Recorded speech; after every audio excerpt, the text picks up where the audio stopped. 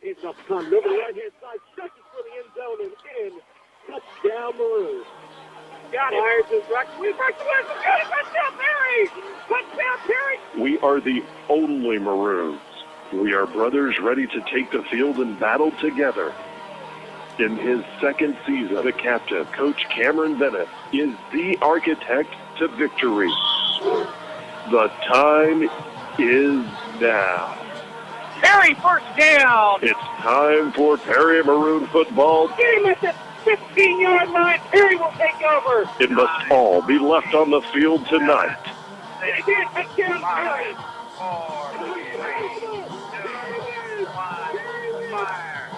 Maroon through and true. Perry Maroon football is brought to you by Brown Duggar Funeral Home. Live, love, legacy. Custom Dental. We didn't invent dentistry. We just made it better. Devon Energy Corporation. Commitment. Runs deep. First Bank and Trust. Community-minded. Just like you. Ortho Oklahoma PC. Keeping you together. The Perry Daily Journal. Stillwater Medical Center. Commitment to excellence. Suddenly, faster, better, easier. The Womack Insurance Agency. The Womack Farmers Insurance. We've got you covered. Van, Chevrolet, where it's comfortable to buy a car. Perry Maroon football is also brought to you by DLS Printing and Design, Hair Naturally, Pin Network, Patio's Music Company, Hair It Is, and Thorn Original. Now we go live to the field with a call for tonight's game with the voice of the Perry Maroons, Brock Campbell, and color analyst Mike Shaw. And welcome to Daniels Field here, Brock Campbell alongside Mike Shaw as we welcome you to homecoming tonight. Your Perry Maroons, number 16th ranked in Class 2A, 1-0 in the district, 3-1 overall. Take on the 1-3 Pawnee Black Bears. And Mike, we've got a nice crowd filing in, and to say that this team has improved from week 1 to week now 5 is truly an understatement. This team has really, really grown leaps and bounds over the last couple weeks. Gosh, it's already week 5. I can't believe it. Lately it's been feeling like summertime again. Yeah, you're right, Brock. The improvement has been exponential each week, and it's been really a good sight to see. That means the players are really buying into the system, and they have bought in. Coaches, everybody's comfortable, and it should be getting better and better, and it's just gonna be a wonderful thing to watch. The continuity is really impressive. Well, we're happy to bring you this live tonight on Penn Network Channel 59, where you can watch it live on the City of Perry YouTube channel. All of the broadcasts will be on Campbell Communications YouTube channel as well as City of Perry. So we've got our live feed tonight. We've got our sounding a lot better tonight thanks to Tyson Davis, and we're really ready to get a football game going on. Just a few moments away, we're going to start homecoming. They do that before the game. It's pretty odd to me. It's odd, but it works. It's better than at halftime. You don't want to have a long halftime because of homecoming. Perry has put this into play for several years now, and it works a lot better. So we're going to have a homecoming court and all that starting to happen, and the teams are just finishing up. I think Perry's already gone off the field. Teams are Pawnee's finishing up on their pregame warm-up and all that stuff. So we've got a great night. A little chilly, a little brisk. I like it. It's football weather. Absolutely. Finally, we got some colder weather. Come out and join us. There's still room for you. Bring a jacket or just watch us at home or listen to us on the radio. Do both. So we're happy to have anybody that we have, alumni fans, anybody across the nation that might be watching this or listening to us. We really appreciate you tuning in for another edition of Perry Maroon Football. And Perry's good. Perry's good this year. They're 3-1. Should be 4-0. Let's just call it like it is. They could be 4-0, Mike. And, could be, yeah. And it was just a sloppy game against Stroud. They had to set back at Stroud 28-14. Pawnee comes in with a record of 1-3. Blackwell took them down last week in Pawnee 34-20. And then I can't remember who they beat Yale 62-28, I believe. That was it, and I can't remember the other two teams they played. Do you remember? It was Morrison. Morrison was one of them. Morrison beat them 20-14.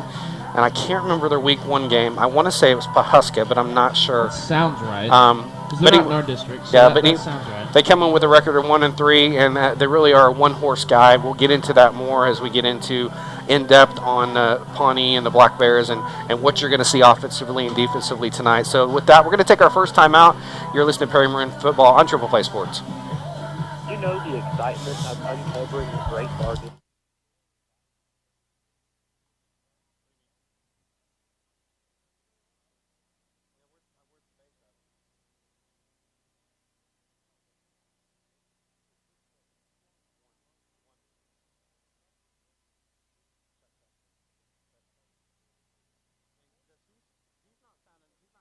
Either. Is he the same way? Is that better? What about him? Because I can barely hear him in my ear. Check. Okay, we need to pump him up a little bit. Might be me. I am a really quiet talker. See, that's a little bit better now. You talk louder. Okay.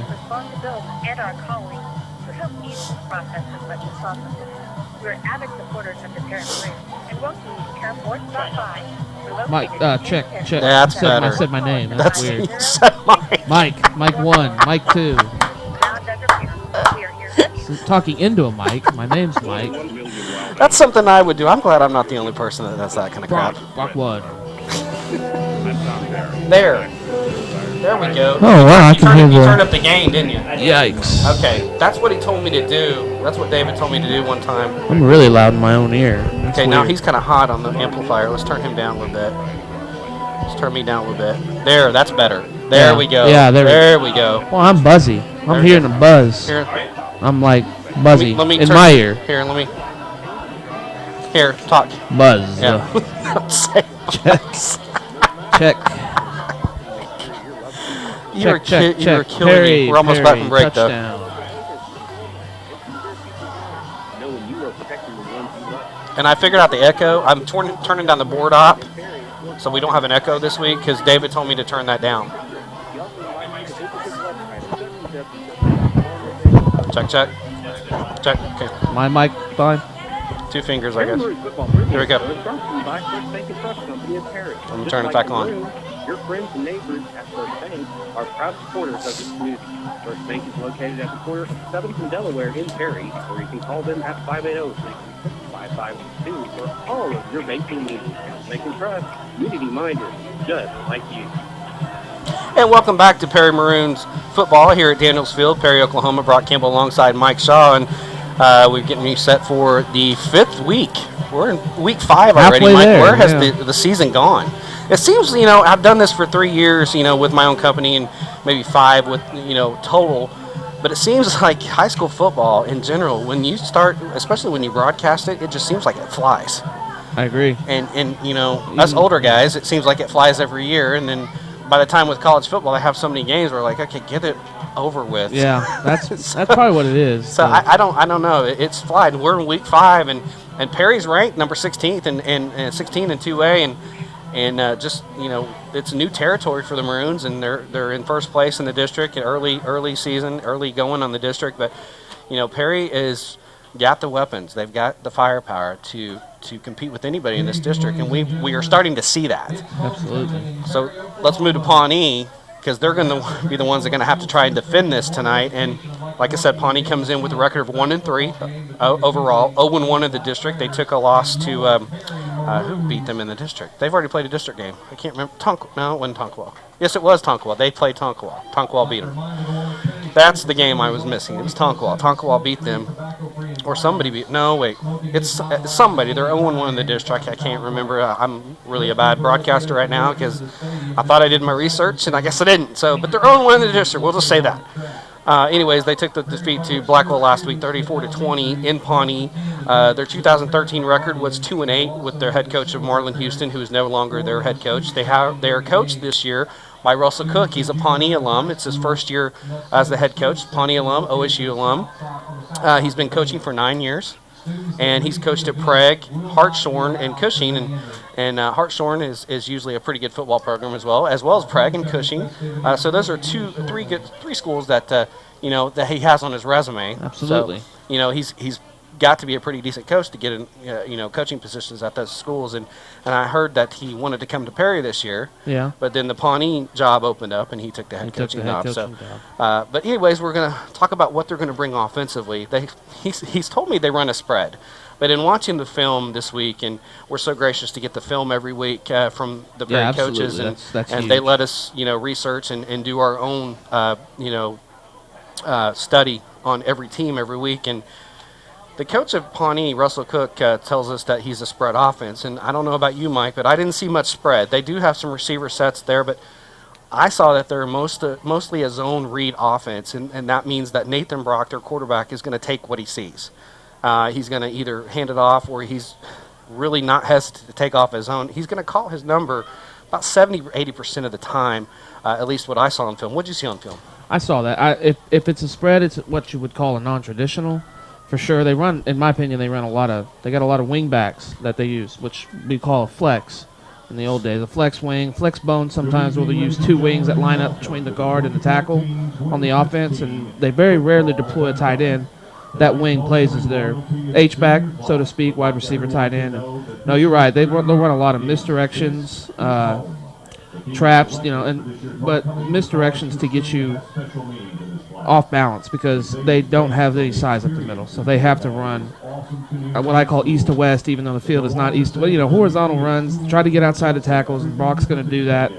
That's what he wants to do. And every once in a while, though, the corners and safeties, they're going to have to stay at home because I saw a couple times on film, he'll do the fake, and he'll look like he's running, but then he'll throw it downfield. And they actually scored a touchdown last week, but it got called back. Down the seams. Yeah. So that's always something, you have to be sound in your assignments. And if we're sound in our assignments, we should do a pretty good job against them tonight. But you're right. That's what they're going to do. They're going to be in the shotgun most of the night. Sometimes they'll get under center, but zone read, Brock's calling his own number. He's their best player, and he's gonna be the main player that they use. Now defensively, you're going to look at Pawnee tonight. They're going to run a 3-4 defense, and they've got their hands full tonight, Coach Cook and his staff, because although the numbers may not be impressive offensively for the Maroons because they've had such short fields with kicking game and everything that of the opponent they played, Perry can really explode on you. They can score quickly and very efficiently. Coach Cook got his hands full with a defense that features, with an offense that features from Perry, Colby Mendenhall, Austin Reyes, Joe Rupp, Braden Sweet, Dawson Padilla, the whole offensive line. Drake Dale. How is he going to defend this Perry offense tonight? Well, the best that he can. He's going to have to, I don't know, to be honest with you, because of his numbers, of his limited numbers. They're going to do the best they can. They're hard. They're the hard, tough-nosed kids. They'll tackle you. They'll hit you, but they'll wear out. And they just do not have the numbers. Basically, it's going to have to be the old saying, contain them. You can't stop them, but you got to try to contain them. They can throw some different blitzes. They can throw some different looks defensively that Dawson did not see on film. But other than that, from what I saw, their corners do have trouble defending talented receivers. From Blackwell last week, Strayhorn and Marshall, they had some good, they got some tough receivers, and we have. And they were covered. And they were covered, and they still had touchdown passes. Yeah, we're going to get into that with the players that we're going to be watching tonight. But really, with Perry, partner, it's pick your poison. I mean, we're starting to see that week in and week out. Pick your poison, because there's just offensive weapons all over the field for Perry. Even really with the backups that come in that don't start. It's Coach Bennett has really instilled a very good offensive scheme, and it's starting just to just go. That is, but it's churning. It's going to be interesting to see how they defend it. Now I talked to Coach Cook, about his team, his strengths and weaknesses, and he told me his strengths. They have a really strong senior group. They do have a lot of seniors, but they haven't experienced a lot of success, and that goes in your head. Yep. If you haven't won, you don't know how to win. And Pawnee doesn't win very much. They were 2-8 last year. So you have a strong senior class, but they just don't know how to win games. They're just inexperienced. And now they got a new coach, new offensive schemes, new defensive schemes. We've been there, done that. We did that last year, and we had a rough year. We were 4-6 last year. Honestly, that was a pretty good year for the first year transition. Mm-hmm. Win 4 ball games, and you were in a couple more that you could have won. But other than that, it's a new schemes. Weaknesses, there's been a lot of injuries the last couple of games. Like, he didn't tell me any injuries. They don't divulge the names, but they've had injuries. And with the depleted roster like they only have 29 kids on their roster. So now they're probably down, probably 25, 26. Yeah, somewhere in there. That really is true Ironman football. And in 2A, you really like to get into the 30s or maybe 40 players like Perry has. Perry has about 42, 45 kids. So now we're going to talk, I asked him what he knew about Perry, and he said Bennett's a really good coach, and we've seen that. He says his kids are always prepared well, And then he said Perry has a good running back in Colby Mendenhall. And we're going to hear that every week from every coach. That's going to be the key. But now we're seeing that, if they take Colby away, what does that open up? That opens up the passing game. When you open up the passing game, what comes back into play? Colby Mendenhall. Exactly. So that's what we say. You got to pick your poison, and it's going to be interesting to see what he does tonight defensively, if he's going to try and take Colby out, and then how he's going to defend all those interesting receivers. So the players that we're going to watch tonight is number 5, the quarterback and defensive back. It's Nathan Brock. Everything runs through him. If you shut Pawnee down, you will win the game going away. Number 3, the running back, DB Nicolette Browning. Browning Nicolette. I did it again. Browning Nicolette. We've seen him before. His name is His last name is Nicolette. I got to get that right, partner. But he's a little scat back that he'll hide behind his offensive line and try to pop out. But and then the other one is the number 7, the wide receiver, the DB, Kalen Biddy. He's a basketball player that's came out from football. Now he's a good receiver. If you defend him, they taught this week just to bat the ball down. Don't go for the reception or the interception, because he's 6'4". He's 6'4", 190. He's a big kid. Defensively, we're going to see some shots taken against Kalen Biddy because he's inexperienced at that position. And while he was in coverage a lot last week, people had touchdown passes against him too. So he's not real experienced. He's kind of green and he's kind of raw, and you're going to hear that in the pregame interview with Coach Bennett here coming up. But those are really some of the key guys that we need to watch out for tonight. But really, Mike, honestly, if you take Nathan Brock out of the equation, Pawnee doesn't really have much left. Exactly, and you don't mean to disparage the rest of the team, but you just look on film and boom, Brock pops. Everybody else is just players, in my opinion, and he's the key. Yeah, I mean, he can still have a good game. I think Perry's good enough, and we can still win the game. But if we do take him out of the game, I predict a 4-touchdown game at the very least. It's just Perry's just too loaded. Well, that's a look at the opponent tonight here at homecoming, the Pawnee Black Bears. Keep it right here. We're going to take our next time out. We're going to come back with a pregame coach's interview with Coach Cameron Bennett after this. You're listening to Perry Maroons Football on Triple Play Sports.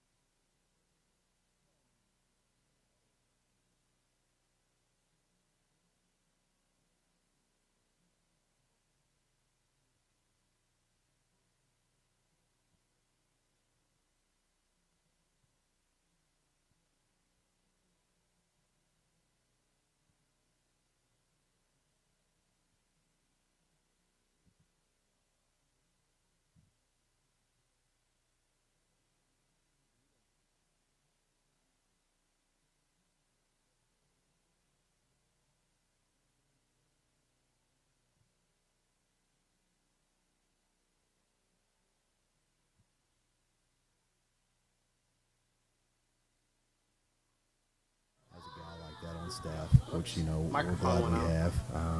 And he does.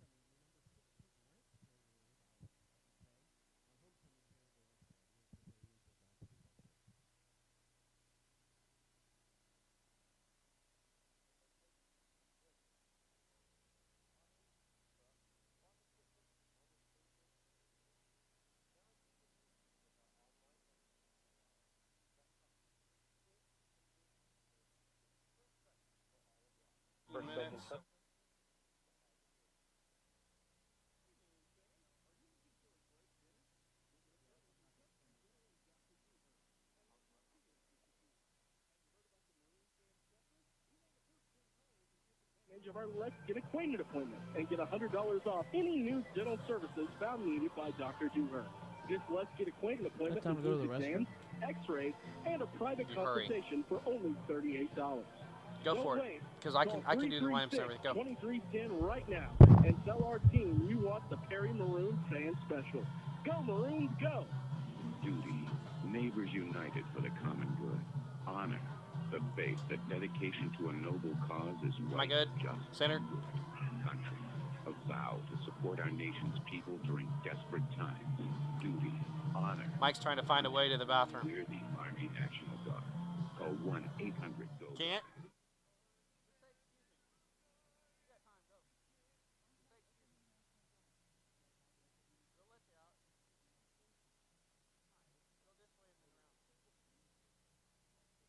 Right now, things are contributing. Are you going to be able to hold it?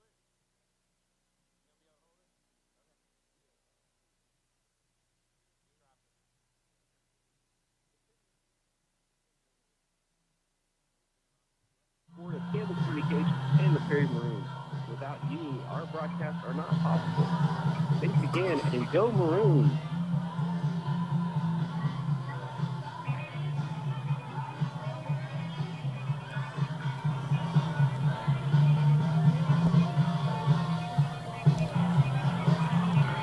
And welcome back to Perry, Oklahoma, Danielsville. Brock Campbell alongside Mike Shaw. He's taking a break real quick, and I'm going to go through our district roundup and talk about the district teams in action tonight, go over some area schools that are around Perry as well, and let you know who's playing who. So we're going to start in the district tonight. Newkirk is going to visit the Alva Goldbugs. Newkirk 1-3 on the year, 0-1 in the district, and Alva 0-4 on the year, 0-1. So that's going to be a battle of 0-1s in the district. So somebody will have a district win after tonight. Watonga is going to go to Chisholm. The Watonga Eagles 0-3, 0-1 in their district. Going to go to the Chisholm Longhorns, number 13 Chisholm. That is 3-1 and 1-0 in the district. Getting these rankings from maxpreps.com. You can also go to maxpreps.com, enter Perry as your school, and you can get all the stats and everything for the team throughout the year, scores and all that stuff, players of the game as well. Everything's right there on maxpreps.com. The Hennessy Eagles, number 4 Hennessy Eagles, 3-1, 1-0 in the district, are going to be going to Tonkawa. Tonkawa's got a hard game again this week. God bless them.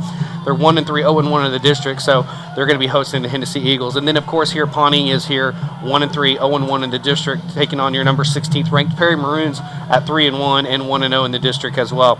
Last week's scores, Alva took it hard to Hennessy, 58-8. Chisholm 40-8 over Newkirk. Blackwell 34-20 over Pawnee, and Perry 42-12 over Tonkawa. Other area teams in Class 6A2, number 4, the Midwest City Bombers. This is a good game going to be happening over at Stillwater tonight, taking on the number 3 ranked Stillwater Pioneers. Stillwater is 4-0. Midwest City's 3-1. It's going to be interesting, though, with the Pioneers now because they've lost their starting quarterback. So Tucker Bernard, the coach over there, has got something to figure out with another quarterback. Stillwater won last week against U.S. Grant 43-6. In Class 5A, the 0-4 Piedmont Wildcats are going to go to the 4-0, number 2 ranked Guthrie Blue Jays. Guthrie took down Bishop McGinnis very, very handily last week, which was kind of a surprise, 35-0 as they went to Bishop McGinnis and put it to them on their home field.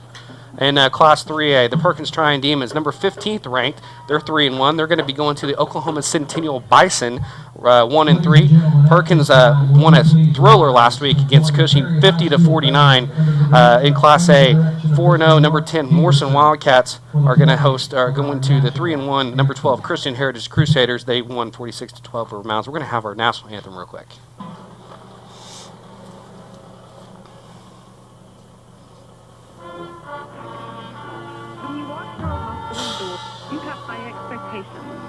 At Stillwater Medical Center, our physicians, nurses, and staff understand. And we're ready to accommodate you. Our team provides the personal care you expect from a hometown hospital. And supports it with cutting-edge medical technology. It's the patient experience perfected. Learn more about our mission at stillwatermedical.com. Integrity, respect, professionalism, and a genuine caring attitude is exactly what you can expect from us at Brown Duggar Funeral Home. We are committed to being available to you every step of the way. We know that losing a loved one is never easy, but it's our privilege, responsibility, and our calling to help ease this process as much as possible. We are avid supporters of the Perry Maroons and welcome you to come or stop by. We're located at 1010 North 7th or call us at 580-336-4444. Brown Duggar Funeral Home. We are here for you. Come on in, Mike. And welcome back to Perry, Oklahoma. Danielsville, Brock Campbell alongside Mike Shaw here in just a minute has had to break away because we have the national anthem. We'll continue with the area schools of interest starting in Class B. 3-1 Blue Jacket Chieftains are going to go to 3-1 Covington Douglas Wildcats. My partner here, Tyson Davis, is an alumni of Covington Douglas. They are 3-1 this year. Covington won last week against Claremore Christian. A huge trip up there. That's a long way to Claremore, but they took it to them 40-14. Class B, the Garber Wolverines 2-2 are going to go to the 3-1 Deer Creek Lamont Eagles. This is going to be a tough one for Garber. Garber won last week 54-6 over South Coffeyville. Go ahead, Mike. Come on in. As we get Mike Shaw back in here, as we're going to go through our lineups. Go ahead and get your headset on there, bud. Said you were going to do the lineups. Oh, I was going to do the district roundup. You said the lineups too. Well, never mind. Live TV here. So we're going to go ahead and let Mike Shaw do the Pawnee starting lineups, starting offense and defense. Actually, I'm going to do them. Okay, never mind. Just be better. He just wants me to go ahead and do them, so I'm going to go ahead and do them. The quarterback, number 5, the senior Nathan Brock. Running back, number 3, the senior 5'10", 163, Browning Nicolette. Did it again. The running back, number 2, junior Anthony Lees. The other running back, number 34, senior 5'6", 146, Jared Mitchell. Wide receivers, number 7, junior 6'4", 190, Kalen Biddy. The other receiver, number 15, the senior 5'11", 174-pound senior Jacob Miller. We don't know who exactly are the starters. Coach gave us 13 starters on each side of the ball, so it could be the other wide receiver, number 12, senior 5'9", 142, Matthew Campbell. Across the line, the left tackle, number 55, the senior 5'11", 150, Nick Witten, 5'11", 150 as a left tackle, very small. Left guard, number 63, senior Tyler Wilson. Center, number 65, senior 5'10", 181, Alex Roughface. The right guard, 73, junior Chad Black. Right tackle, number 68, junior 5'11", 210, McCaleb Stevens. Defensively, across the line, be the senior, number 15, Jacob Miller. The other junior on the line, 68, McCaleb Stevens. Nose guard, senior 34, Jared Mitchell. Defensive end, senior Alex Ruffield, number 65. Linebacker, number 12, Matthew Campbell. Linebacker, number 28, Mason Cavett. Linebacker, freshman Cody Leading Fox. And the DBs, the senior Brownie Nicolette, Nathan Brock, Kalen Biddy, and Grant Giles, the senior, number 11. For the Perry Maroons, quarterback, of course, Dawson Padilla. Tailback will be the sophomore Colby Mendenhall. Fullback will be the senior Garrett Byer. The receivers for Perry will be the senior Braden Sweet and the senior Joe Rupp. Tight end will be Austin Reyes, number 5. Across the line, number 71, the senior Matt Jones. Left guard, number 52, the senior Dylan Buck. The center, the sophomore, number 70, Parker Gottschalk. The right guard, number 73, senior Barrett Swant. In the right tackle, the senior, number 56, Andrew Randall. Defensively for the Maroons, number 42, the defensive tackle, Garrett Byer. Nose guard, sophomore Parker Gottschalk. Defensive tackle, senior Andrew Randall. The linebackers for Perry will be number 55, the senior Devin Blancett. Number 52, the senior Dylan Buck. Inside linebacker, the senior number 6, Brian Hatfield. The other linebacker, outside linebacker, is number 5, Austin Reyes. Cornerbacks for Perry, number 7, Colby Mendenhall, the sophomore. The other cornerback, the other sophomore, Drake Dell, number 15. Free safety, number 20, Joe Rupp, the senior. And rounding out the lineup, number 1, Braden Sweet, will be the strong safety. Those are your lineups for tonight's ball game. As we're about 4 minutes and 57 seconds, so we're going to go ahead and talk about the keys to the game tonight, Mike. And let's talk about the keys to tonight's game for Perry. I know one is probably going to be containing Nathan Brock, but what else do we need to look for and maybe key on and get better at? Well, specifically speaking for Perry, always for me is tackling, execution, and turnovers. You tackle well, you execute well, and you limit turnovers, you're going to win the majority of your games, and that's always a key for me. I know it's cliche, but I just believe in it, and I've got that coaching mentality, I always have. Right. So those are my key, and we know controlling Brock, containing Brock is Don't talk about controlling me. I had to get it in one time. I had to get it in one time. Well, you also got a Campbell on here, too, so we got a Brock and a Campbell. No relation. No relation to the Campbell. As far as I know, I don't have any relation in Pawnee. But another thing I would add, Mike, is this is homecoming. There's a lot of distractions this week for the team. There's been some sloppy practices this week, as Coach Cameron has alluded to for me. You're so much better than this team. You've got to come out here, and this is the key word tonight. If you're listening to any keys tonight, is focus. That's true. You've got to come out here and focus. You know you're better than this team. You are a ranked team in the top 20 in Class 2A. You were heavily favored tonight, but with all the distractions and everything, and I told the guys before I came into the booth, I said, you need to focus. I high-fived everybody, gave them a handshake, focus, focus, focus. Because it's so easy not to focus on a team like this, and then you'll lose. It can happen, yeah. That's true. That's a great point, Brock. So just got to focus. Don't come out flat. Do what you do. Do what you did with Tonkawa. You'll be fine, and the rest will take care of itself, and you'll be 4-1 at the end of the night, 2-0 in the district. Exactly. A quick thing. Go ahead. Containing Brock is key, and another way to do that is to force him out of his game. You get up 14-0 real quick, they might have to start passing. Right. He's not adept at passing. He can throw the ball 30, 40 yards down the field, but he's not a very skilled passer. You take him out of that game, I mean, you totally take Pawnee out. And that was one thing that Blackwell failed to do early, and that's why it was a close game to the end. We do that, gangbusters. Well, we'll go ahead and get set up for the game broadcast as we're going to go ahead and pan out on the field and look at the crowd and watch the Pawnee Black Bears just now coming on the field. And we're going to get our chairs set up and get ready to go. And we're going to talk about the officials tonight. Gave us their cards graciously tonight. The officials for tonight's game from the Yukon, Oklahoma City, and Mustanger, I believe. As your Perry Maroons come out of the helmet and they come through the line for the homecoming, we'll talk about the officials. The head referee, Clinton Hunter. The umpire, Sean Stowe. The head linesman, William Whitmire. The line judge, Brian Hall. The back judge, Craig Sanders. And we had a very nice gentleman come up here, and they've worked with us the last 2 weeks, and we really appreciate their help, and they understand that we're doing a broadcast, and a lot of people wouldn't come out of their way to do it for us, but Mike, they came up here and they've been really gracious to us, and absolutely, and know that we're trying to put the best product on the air, and we really appreciate them getting up here and informing us of what's going on. Yeah, and he said he'd been doing this since '72. Yeah, been an official high school referee since '72. That's something. So we are just about a minute and change to go before we get this one kicked off. It looks like Perry did win the toss. They deferred, or Pawnee won it, and they wanted the ball. But either way, Perry's going to kick off to start this game. They're going to be kicking from the south to the north.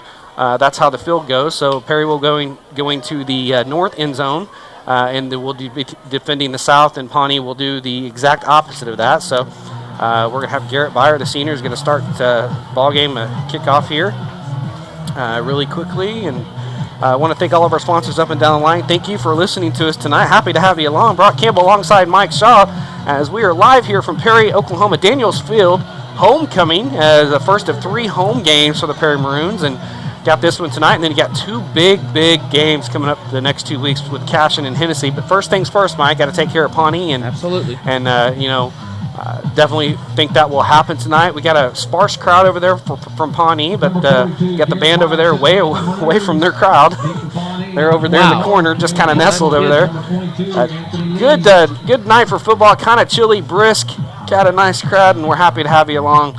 Perry Maroons versus the Pawnee Black Bears, and Garrett Byer getting ready to put a boot into it and get this one underway. I don't see who's back deep for Pawnee. Can't see their numbers. See if my spotter can do something for me. There's the whistle. There's the boot, and we're getting set. There's the kick.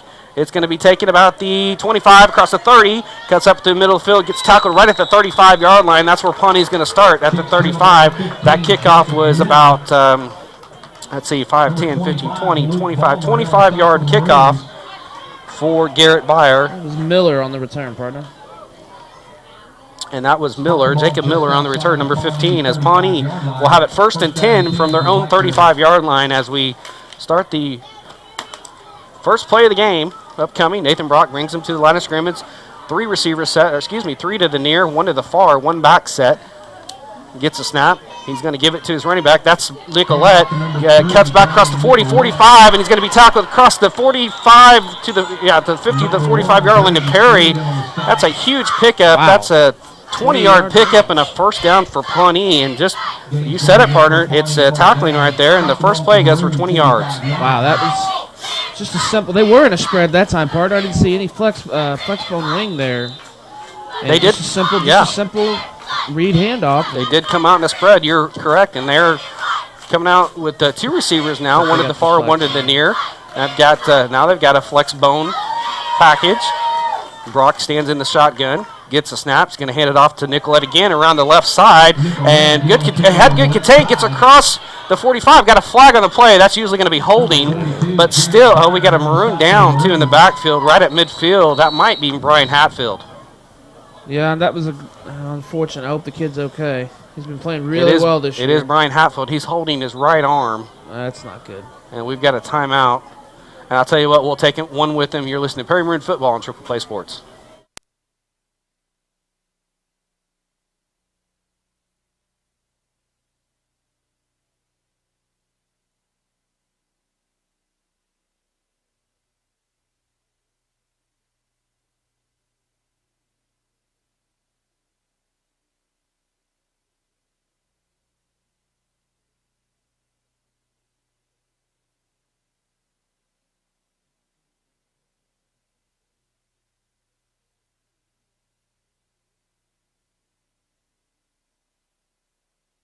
Back to Danielsfield. Brock Campbell alongside Mike Shaw. Perry Maroon Football against Pawnee. The injury was Brian Hatfield holding his clavicle on the right side. He got up on his own power, walked off. That was a 2-yard gain by Nicolette, so it brings up 2nd and 8 for Pawnee. No flag, at the Perry Maroon 43-yard line. And Brock brings me to the line of scrimmage again. A tight set. Kind of got a bunch formation on the near side. He's going to take the snap. This is what he does. He's trying to get to the right corner. Good containment right there. Austin Reyes in the backfield gets him for a loss. At the 47, we'll call a loss of 4 yards, and that's exactly what Perry has to do tonight. Absolutely, partner. You string him out, and you make him keep running side to side, and then you contain and make the tackle, and that's exactly what they did. So Austin Reyes gets the tackle for a loss. That's a 4-yard loss, and the first tackle for a loss for tonight's ball game. And he just stayed at home, partner, and that's exactly just picture-perfect defense by the sophomore right there. Absolutely, and he's playing better and better each week. So it's 3rd and 12 for the Pawnee Black Bears. Brock brings him to the line of scrimmage. Got 2 receivers set, one to the near, one to the far. Kind of 2-bunch formation, flex motion. Now a receiver comes in motion. We're going to have way too many motion, and that's going to be a false start on Pawnee. They're going to call encroachment there, partner. Oh, it was encroachment? They called encroachment. I don't know why he got back. You're allowed to get back. Yeah. Nobody moved on the line. That's going to be encroachment on Perry, so that's going to mark off 5 yards and bring up a 3rd and 12 to a 3rd and 7 for the Black Bears.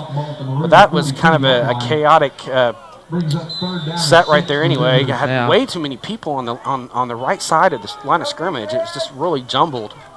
But nonetheless, 3rd and 7. Brock brings him to the line of scrimmage.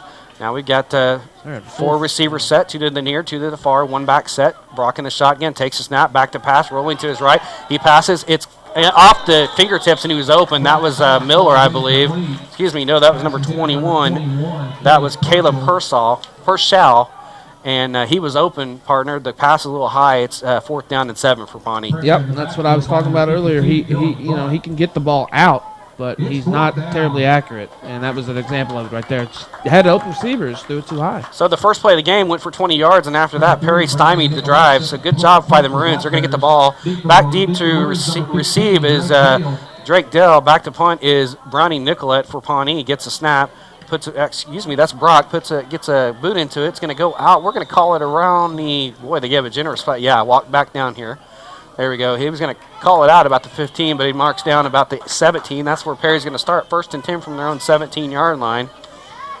And they'll have the first drive of the game upcoming. Dawson DeVille will bring the troops to the line of scrimmage. 9:51 to go in the first quarter. No score here between Perry and Pawnee. District 2A1 matchup in Week 5. Brock Campbell alongside Mike Shaw. Bringing you all the live action. Tyson Davis doing all of our engineering here for Penn Network. You can find us on Channel 59, the YouTube channel, City of Perry, live right now. Padilla in the shotgun, takes the snaps, going to hand it up, gets the pitch to Colby Mendenhall around the right side, trying to get the corner. He does get the corner. He's got a flag, and that's usually going to be holding or a back block in the back for Perry, and unfortunately this one's probably going to come back, partner. Yeah, that'll happen on stretch plays. The linemen get off center, their hips kind of, off balance, and that'll happen. But regardless, you got Colby to the corner, and that's what you wanted to do. And, boy, there was nobody that could get to translate his speed on that corner. So that's an encouraging sign for Perry. Just got to get it without the holding penalty, and it'll be fine tonight. Yep. It's going to be holding. We'll see where it's spotted, see where they've marked it. It looks like it's going to be marked from the original line of scrimmage. If so, that'll be back to the 7-yard line. But we'll see what happens here. Should be half a distance inside the 20, shouldn't it, partner? It should be half the distance. So if that's the case, then be about the 10, I would think. They're going to place it right on the 10. You are correct. Actually, you're going to call it the 11, it looks like. Okay. Nope, you're right, 10-yard line. So that's a 7-yard penalty. So it's going to bring up a 1st and 17 for Perry.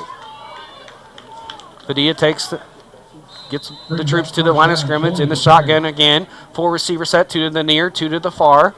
1 back set, that's Mendenhall. Padilla in the shotgun. Takes a snap, back to pass.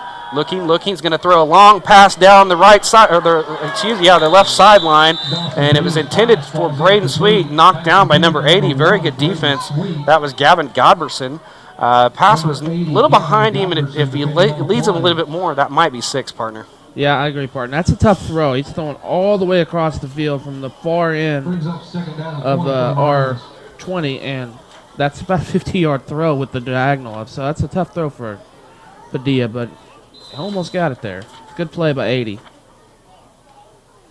So he'll bring him to the line of scrimmage, gets a snap. He's going to quick pass, quick slant route across the middle of the field to Braden Sweet. Went high, falls incomplete. It's going to bring up a 3rd and 20 for Perry. Oh, they marked it on the 7 then, partner. They did mark it on the 7. They don't do half a distance. Okie doke. Good to know. 3rd and 20, so that was a 10-yard penalty. So I guess didn't mean to be correct over you, but I guess I was right. So it was a 10-yard penalty. It brings up 3rd and 20 for Perry from their own 7. Padilla in the shotgun formation, 4 receiver set again. Colby Mendenhall back to passes. Padilla has Austin Reyes in the flat, makes one guy miss, and he drops the ball, it fumbles, and it's going to be recovered right at the 20-yard line for Pawnee, and that's a turnover for Perry.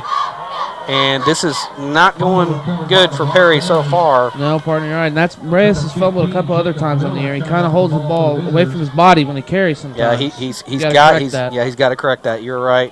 As Pawnee will have it 1st and 10 from the Maroon 21-yard line, 1st and 10 for Pawnee. And like I said, you don't want to give a team like Pawnee the confidence here, as now they have it 1st and 10 from the Perry 21-yard line. Brock brings them to the line of scrimmage, flex bone. That means 2 backs in the backfield flanking him. He's in the shotgun, 2 wide receivers set, 1 to the near, 1 to the far.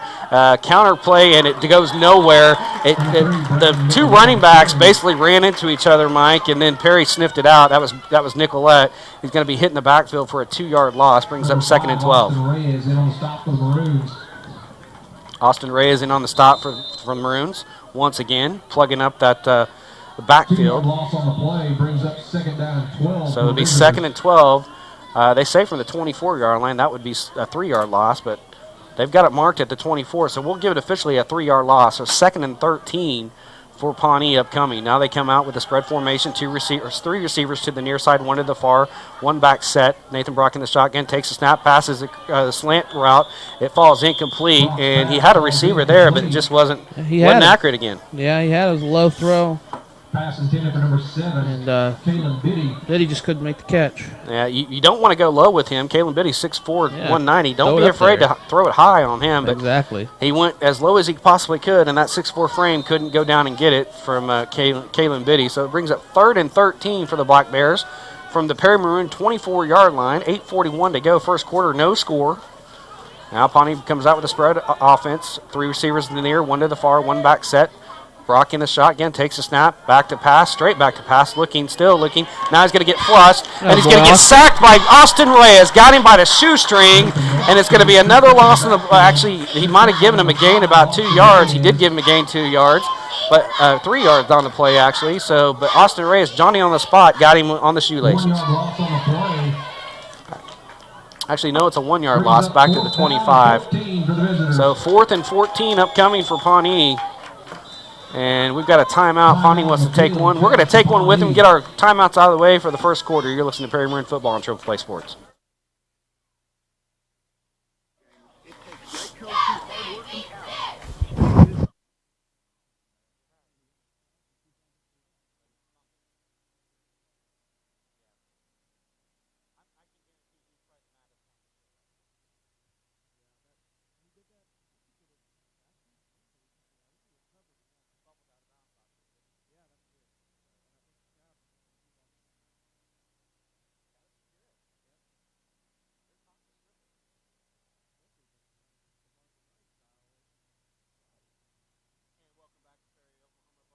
Side Mike Shaw, Daniels Field here. Perry and Pawnee, District 2A, 1 action, week 5. No score, 8:13 to go in the first quarter. Pawnee has it now 4th and 14. And are they lining up a field goal here, partner, from the 25? Certainly They looks sure that way, are. man. It's going to be Brownie Nicollet going to be attempting a field goal from the 25-yard line. So officially that's going to be about a 40-yard field goal, is it not? 42, yeah. A 42-yard field goal attempt by Brownie Nicollet. Watch the fake. Snap back, ball down, kick is on the way. Oh, he's got a leg, and it is good. Holy cow. He hit that one, 42-yard field goal, and it could have been good from 52, Mike. Yeah. Good gravy. That kid might have a spot at the next level for kicking. My goodness, 42 yards at this level? 42-yard field goal, and Pawnee's up 3-0 with 8:07 to go first quarter. Good grief. And that drive started the Perry Maroon 21. Covered how many plays? 4 with the field goal, and they lost 4 yards. 4 plays. Because of the covered 21 sack, yards yeah. efficiently. And that was a field goal. No, technically a 4-yard. 42-yard field goal. What'd you say? Well, they only gained 4. They got minus 4 yards on the play. You don't count the yardage of the that's field right. goal. Minus 4. Okay. Anyways, thank you, partner. As it's a 42-yard field goal, just nailed by Nicolette Browning, or Browning Nicolette. God dang it, I got it. His legs like Browning makes weapons. He's got a weapon right there. He's got a leg, too, and he usually kicks it for touchbacks here. So we'll see if Colby Mendenhall gets a shot here, or Braden Sweet, or let's see, Brian Halfa back in there. That's good to see for Perry, as he's back deep as well. Absolutely. Standing at his own 15-yard line. Colby Mendenhall standing at his 5. And Brownie Nicolette getting ready to kick off for Pawnee as they lead 3-0 on just an impressive field goal. He hit on the top of the helmet there, partner. That was good from 50. It went over the helmet, the inflatable helmet. That is correct. He's back to kick off now for the Pawnee Black Bears. They lead 3-0 early in this one, homecoming night. Approaches the ball, puts a boot into it. It's a bad kick. It's a squibbler. That's a live ball, though.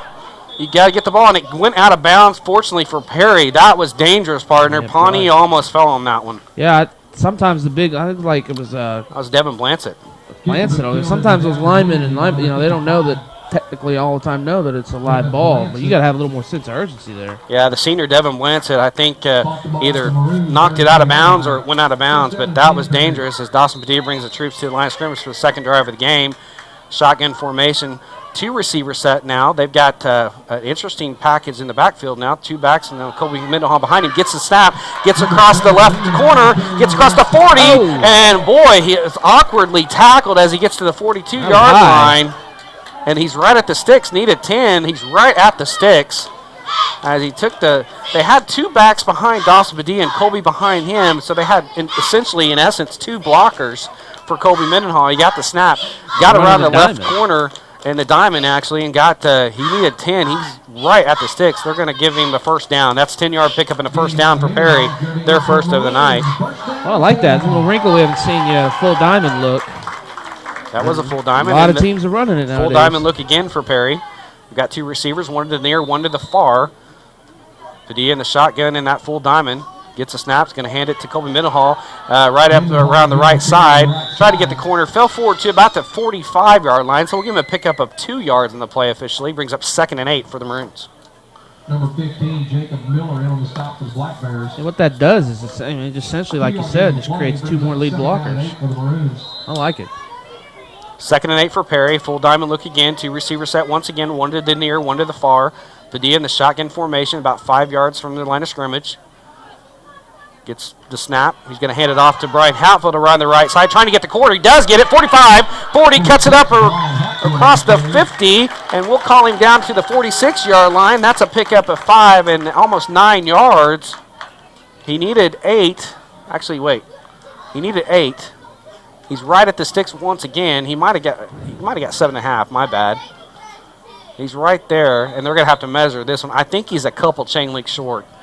Yeah, it looks like it from this angle. Guess I could look at my binoculars. But he took the ball, and he had Colby Mendenhall, of all people, in front of him to block. Yeah. Around the right side over there on the Pawnee sideline, and then cut it up the field and got what he could. Got across midfield, fell forward to about the 47. About a football short. And he needed to get to the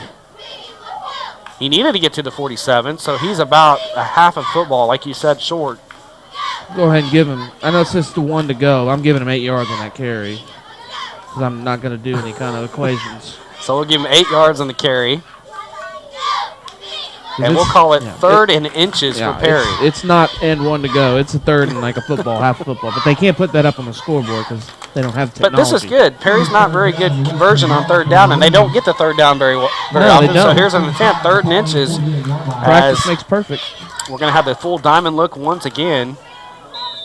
Garrett Byer and Brian Hatfield flanking Dawson Padilla. Colby Mendenhall behind him. 2 receiver set. Gets the snap. Going to hand it to Colby. Gets around the right side. He's got the first down. He's hit at the 47, but he fell forward just a little bit, and he should have the first down. They're giving him the spot. They did give him 1 yard officially in a first down for Perry, and their first third down conversion of the night. They're 1 of 2, and their second first down of the night. So that's 1st and 10 for Perry at the 47-yard line of Pawnee. With 6:09 to go in the first quarter, Pawnee leads 3-0. Now 3 receivers set, 2 to the near, 1 to the far. Pistol formation now. Colby Mendenhall behind Dawson Padilla in the shotgun formation. Gets the snap. He's going to fake the handoff. Throws it to Braden Sweet down the 45. 40! Gets away! And across the 35, falls forward to the 34-yard line. Pick up a 13 yards, and that's going to be a first down for Perry. And that was all Braden Sweet. After the catch there, partner, the yak yardage, made a couple guys miss, got up the field, and got 13. Absolutely. That was a pretty good laser by Padilla. 1st and 10 from the Pawnee 34-yard line. Same look, pistol formation. Dawson gets the snap, back to pass, throws the slant route. It's batted down and incomplete. And that was the big paws of number 68, McCaleb Stevens. Just read Dawson's eyes and batted that one down, so it falls helplessly down to the turf, so 2nd and 10 for Perry. Yeah, they're reading pass all the way there. Pretty good play by 68. Dawson's got it not telegraph that a little bit more, too. And line could get the guy out of the air. He cut the legs. 4 receiver set, pistol formation for Perry. Gets the snap, hands it. No, he's going to fake handoff to Colby Mendenhall. Is going to throw down the sideline. That's intended for Braden Sweet, I believe. That falls. Actually, that's not to Braden Sweet. That was to Drake Dell. That's incomplete. I don't know what happened there. I think there's a communication I think that was a broken play, partner.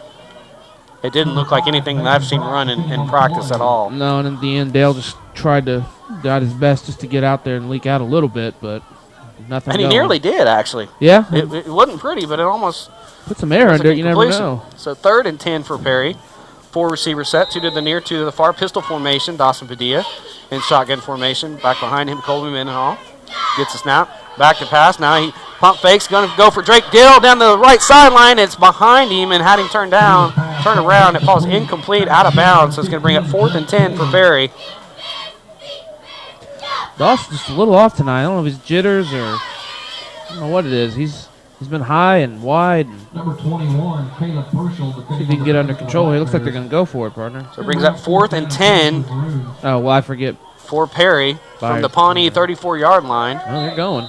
And Perry will go for it. Have a bunch formation to the far side, 3 receivers, and then 1 to the near. 1 back set, just shotgun formation. Padilla back to pass, trying to get a screen. Gets it out there to Garrett Byer, has it caught, and he's going to be dropped down about the 30-yard line. Give him a pickup officially of 4 yards, but he needed 10, and it goes over on downs, and it's going to be first down for Pawnee.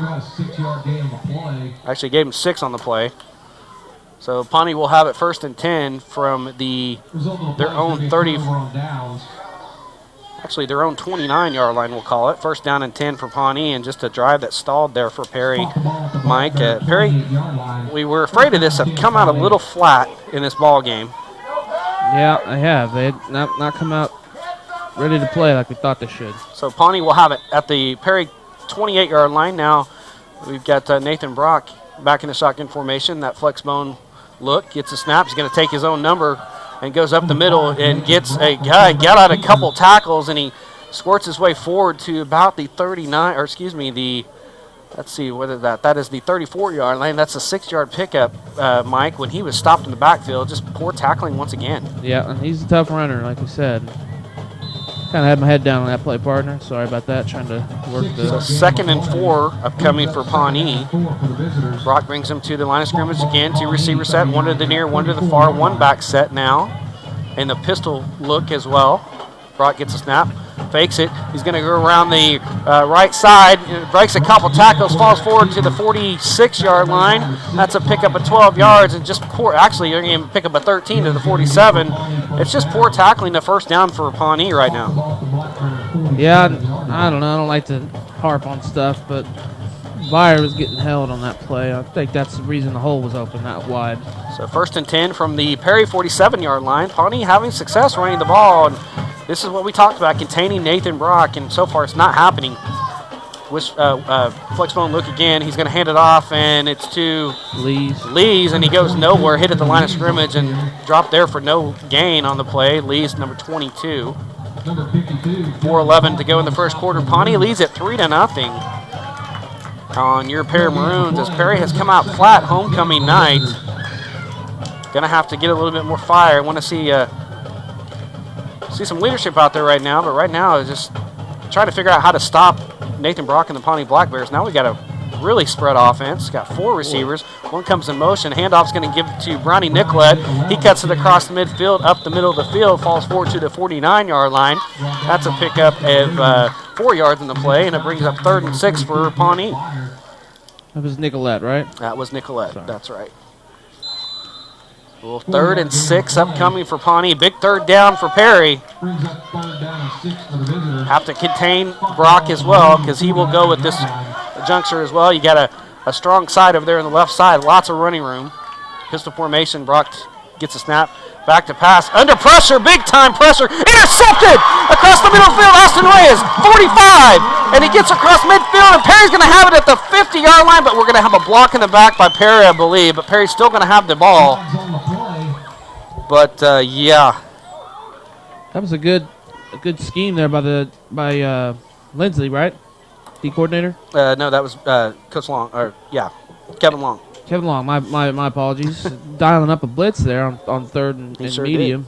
did. And great pressure, I think, by Buck or Lancet, and then Reyes got the interception on an errant throw. Got the interception. Austin Reyes had it, got it at the 40-yard line, got back to midfield. So officially a 10-yard interception return, but we'll see if where the flag is going to be marked off, if it's going to be on Perry, and most certainly it's going to be on Perry. It's going to be a block in the back or a holding on the return, I believe. Yeah, that's definitely going to be Perry's ball. There's no flags until after the interception. I don't know how they could switch it to where it's going to be Perry or Pawnee's ball still. But a long conversation here, partner. If I could read lips, maybe I could see what they're saying. But Coach Bennett's kind of wondering what's going on, too. Now we're going to have the head referee, Clinton Hunter, to make the call. Personal foul on Pawnee. Oh, my goodness. That's going to be a 10-yard return on the interception. And actually, they called it a 9-yard return. They marked him at the 49, didn't get to the 50, but it's going to be a personal foul, 15 yards tacked on the end of the run, and Perry's going to have it 1st and 10 deep in Pawnee territory. And I didn't see did you see the personal foul? No, I was just watching Reyes run. It was probably a little frustration penalty by Pawnee throwing the pick. Yeah, they're going to mark it off from the 49-yard line of Perry, and that's going to be all the way up to the 39. That's going to be the 35-yard line officially. So they did give him a 10-yard return on the interception. They marked it from the 50, and the 15-yard penalty up to the 35-yard line. So 1st and 10 for Perry at the Pawnee 35. 3:06 to go, first quarter. Pawnee up 3-0. Dawson Padilla brings the troops to the line of scrimmage. 4 receiver set, 2 to the near, 2 to the far for Perry. Actually, 2 to the near, 1 to the far. pistol formation. Gets a snap, throws it short. It's caught by Garrett Byer. 30, 20 deep, drug down about across the 20, falls forward to the 16-yard line. And that is a pickup of 19 yards and a first down for Perry. Great play by Padilla finding Byer in the zone by Pawnee there. And great run after the catch. I believe to the 17-yard line, so we'll call it officially an 18-yard pickup on the play. First down for Perry. Just Garrett, a skinny slant. Now three receivers to the near, one to the far for Perry. Pistol formation. Dawson Padilla in the shotgun. Gets snap, hands it to Colby Mendenhall right up the middle and hit. And got maybe 2 yards to the 15.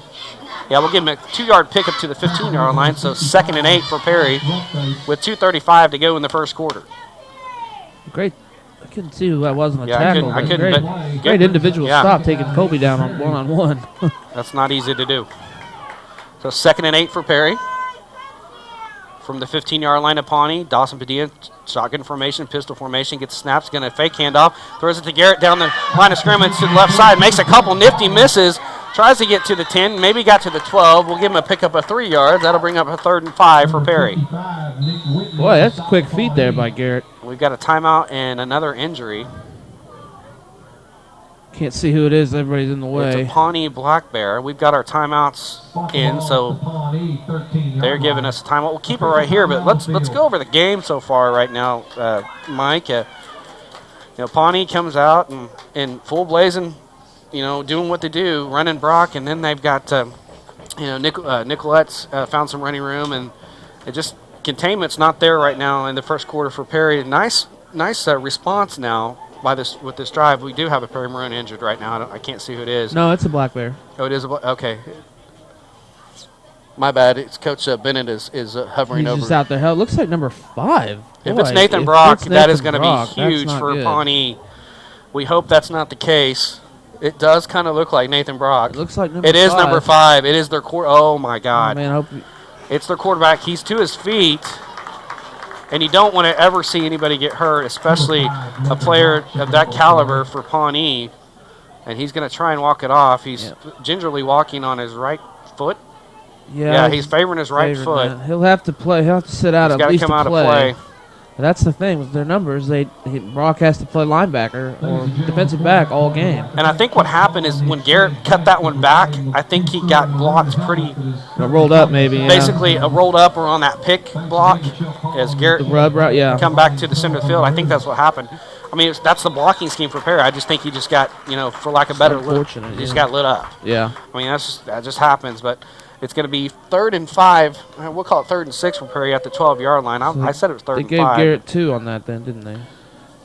Well, it says 3rd and 6 on the scoreboard, so I guess they gave him 2 yards. I thought he gave Colby got 2 on the first carry. So 3rd and 6 from the 12-yard line. Perry comes out after the injury to Nathan Brock for Pawnee. I don't know who the backup is, Brock. I wouldn't even want to speculate. 4 receiver set for the Maroons, 2 to the near side, 2 to the far, 1 back set in the pistol formation. Dawson Padilla stands in the shotgun. Gets a snap, fires the slant. It's caught by Drake Dill. He caught it behind his back. He got hit hard. I hope he's all right. It fell. No, it fell incomplete. He didn't catch it, but good defense. But I thought he caught it. I think he did. He got hit pretty hard by the safety there. So it's going to bring up a 4th down again for Perry. Perry's already 1 of 4 on 3rd down tonight. 0 of 1 on 4th, and they're going to go for it. They're at the 12-yard line of Pawnee.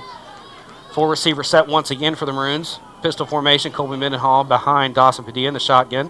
He takes a snap, back to pass, looking for Brady Sweet in the corner, and he couldn't grab it. It's incomplete, and it's going to go over on downs again, and Perry just can't buy anything right now, and just not looking as crisp as we saw last week. No, they're not partnering. Not putting it on any one player, but passing the ball tonight, Padilla is just a little off tonight. Now we'll see who comes out for quarterback for Pawnee now. Yeah, Brock's still sitting over on the bench. Yeah, Brock is not coming back, so we're going to have to dive in here and see who we're going to have. It's going to be Brownie Nicolette. He's going to be the quarterback for Pawnee. It's not really surprising. So Nicolette will be the quarterback for Pawnee. He's got the flex bone package. 2 receivers set, one to the near, one to the far. He's in the shotgun, takes the snap. He's going to hand off to his running back right up the middle and just falls forward for a couple yards, maybe to the 15. If that's the case, that's a 3-yard gain, and it brings up 2nd and 7 for Pawnee. And that was number 34 on the play. That was Jared Mitchell. Yeah, just got the next man up. Hatfield in on the tackle for the Maroons. 125 in a very defensive lackluster performance first quarter for Perry as Pawnee leads 3-0. And for all intents and purposes, Perry's not going to score in the first quarter unless something happens here. Now we've got shotgun formation. Nicolette in the shotgun now. He's got 3 receivers to the near, 1 to the far. 1 back set, gets a snap. He's going to fake handoff. He's going to take it himself up the middle, gets hit, but he drives his feet up across the 20-yard line, and he gets 5 yards. He gets about 3 yards after his hit and gets 5 yards on the play. Brings up 3rd and 2 for Pawnee. And well, we know he's a good athlete. Actually, they gave him 6. I don't know. It's a 3rd and 2. It's a short 2. Call it 1.5. So 3rd and 2 upcoming for Pawnee from their own 20-yard line. Under a minute to go. 38 seconds of counting in the first quarter. 2 receivers, 1 to the near, 1 to the far. Flex bone set in the back. Nicolette in the shotgun takes the snap. He's going to fake handoff. He's going to take it around the left side. Has the first down. Fumble. He gets across the 35-yard line. And that's going to be a first down for Pawnee. That's a 15-yard pickup and a first down. And Perry just can't solve the running game right now for Pawnee at this point. And it's 22 seconds to go first quarter, partner. Adjustments have to be made after this quarter. Yeah, they're not. Nicolette's surprising me here. He's a heck of an athlete. 2 receivers, 1 to the near, 1 to the far. Flex bone formation in the shotgun as Nicolette takes a snap, almost lost it, gives it to Lees around the left side, the right side. A good tackle up the field. Braden Sweet for a loss back to the 30-yard line. That's a 5-yard loss, and it brings up 2nd and 15. That's the end of the quarter with Pawnee on top of your Perry Maroons 3-0 on homecoming night. You're listening to Perry Maroon Football on Triple Play Sports.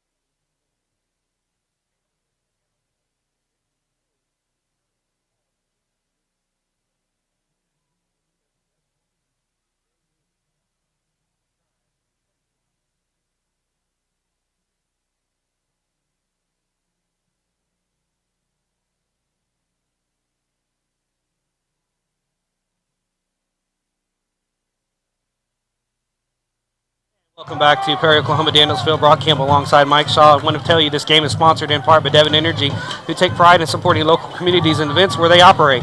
Visit DevonEnergy.com today to learn more about how they're producing energy in a responsible manner. Devon Energy, commitment runs deep, and commitment has to start running deep for Perry as they are down 3-0 as we start the second quarter.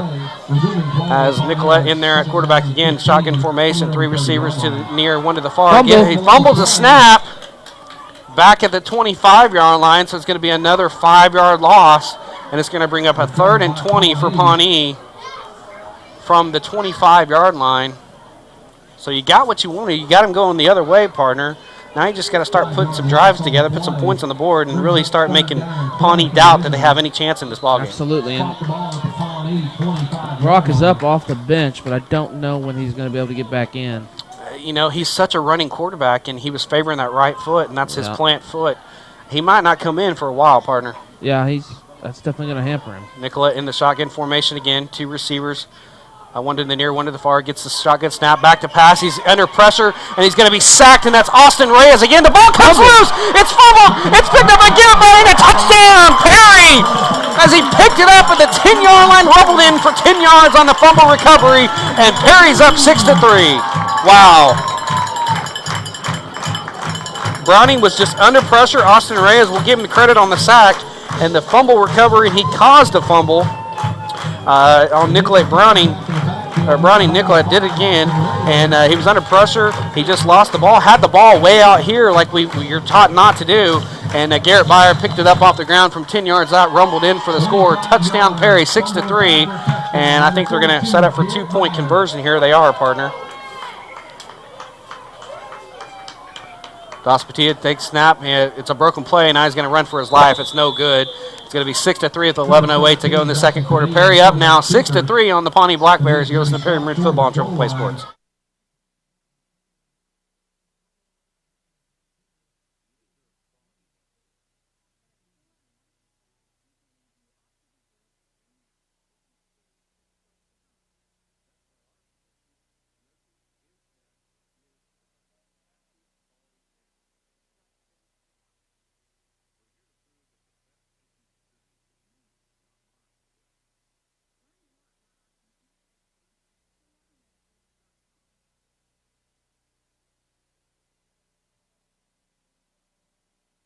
Back to Perry, Oklahoma, Daniels Field. Brock Campbell alongside Mike Shaw and Perry. Maybe that's what's going to get him going now, Mike, as the defense makes a play, has Brownie Nicolette under pressure, and he just has the ball way too far out from his body. Stripped by Austin Reyes. Got credit for the sack as well.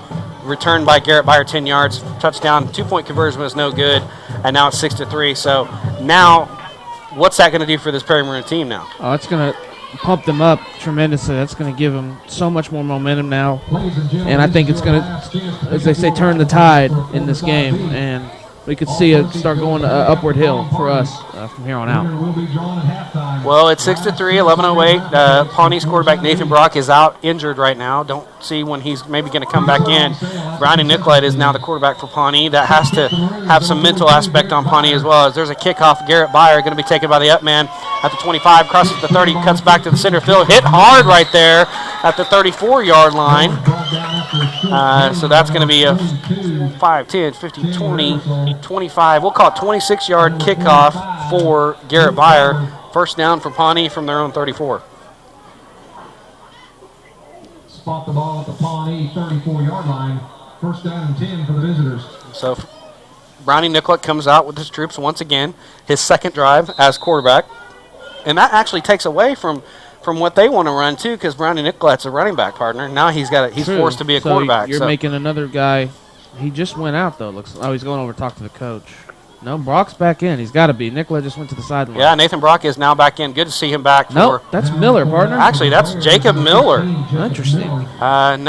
Interesting. The receiver comes in motion. There's going to be motion on Pawnee, and that's going to be 5 yards back on. Could be a legal substitution, too. It could be a legal substitution, illegal motion. I mean, there's a lot happening there. There's a lot of confusion for Pawnee, and they're going to call illegal procedure, false start on Pawnee. So mark 5 yards from the spot of the foul at the line of scrimmage, 2nd and 15 upcoming. And Jacob Miller in and out. Russell Cook's got to take a timeout because I don't think his team knows what's going on. Absolutely. If they have to bring Miller in, I mean, we have nothing on Miller as the quarterback. Let's go ahead and take our second timeout of the second quarter, get that out of the way. You're listening to Perry Maroon football on Triple Play Sports.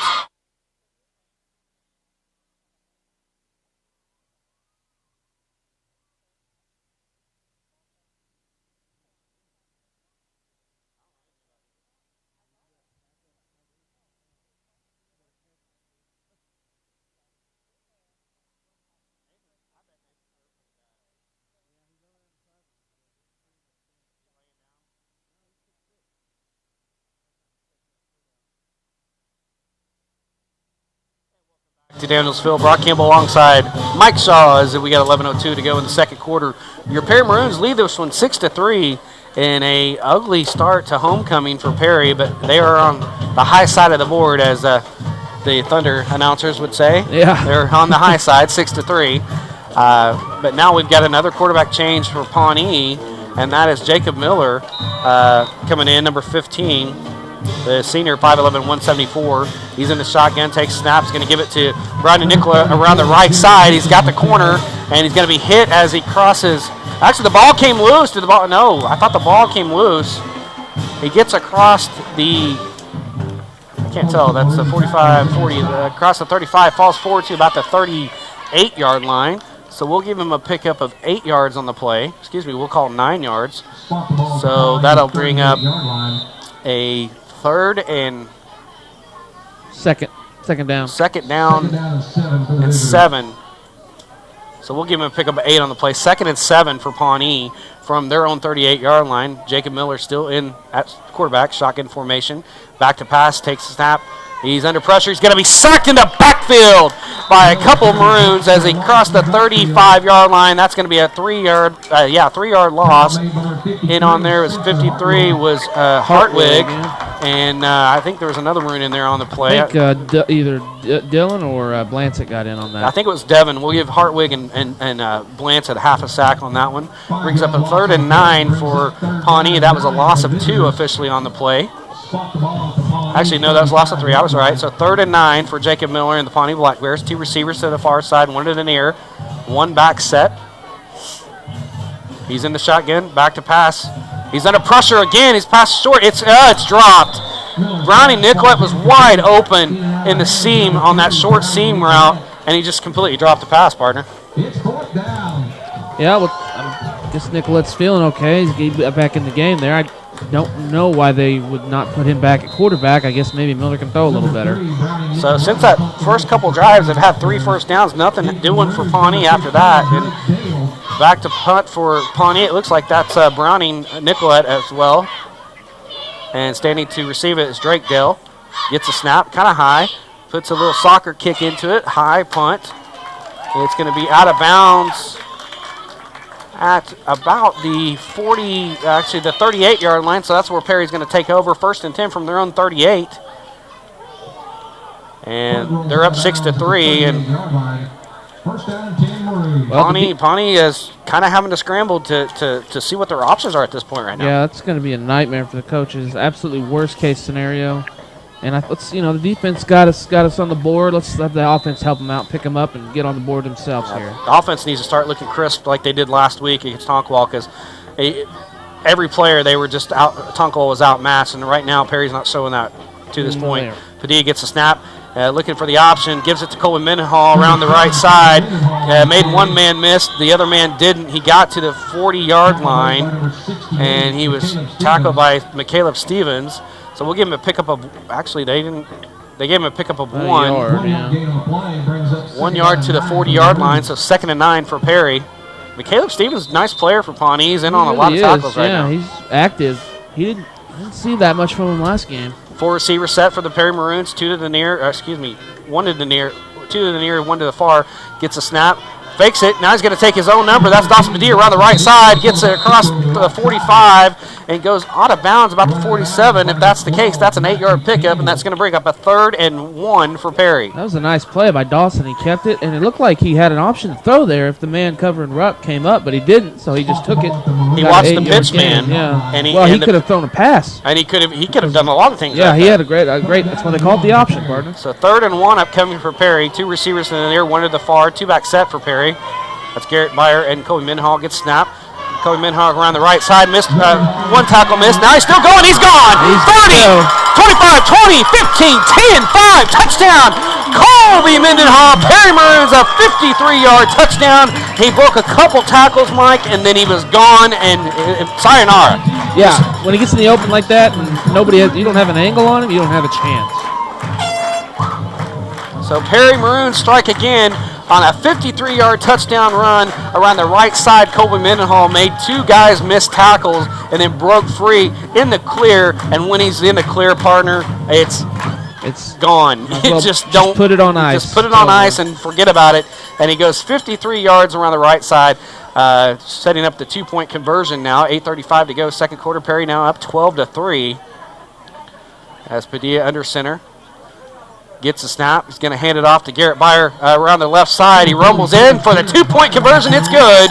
And it's 14-3 Perry with 8:35 to go, Mike. And that's more like what we want to see from the Maroons. Absolutely. And as we've done all year, that was a 50-second drive. That's probably, if off the top of my head, Brock, I'm thinking it's at least 6 drives under a minute. Where'd that drive start at? The 38, our own 38. And that was 3 plays? 3 plays. 2. A good run by Padilla and Mendenhall back-to-back and his 53-yard explosive play, talks about how we don't have many first downs, and that's why. And we, like I said, at least 6 touchdown drives this year under a minute, and that's what Perry does. We're the Oregon of the Midwest. We're the Oklahoma State, I guess. I mean, Oklahoma State scores quick, but just an impressive run by Mendenhall after he broke that tackle, and great blocking, set it up. And like we said, once he's in the open field, he is almost impossible to catch. And this is what you wanted to do, Mike. I mean, it's unfortunate with Nathan Brock going out on the injury, but what you've done now, Pawnee came in with good confidence, led 3-0 after 1, and Perry was kind of trying to figure out Nathan Brock and company, and now Nathan Brock has gone out. That's taken a weapon out. Now Pawnee's thinking, oh God. Yeah, this is worst case. This, like I mentioned, this is an absolute nightmare for the coach. Worst case scenario. Garrett Byers set to kick from his own 40-yard line.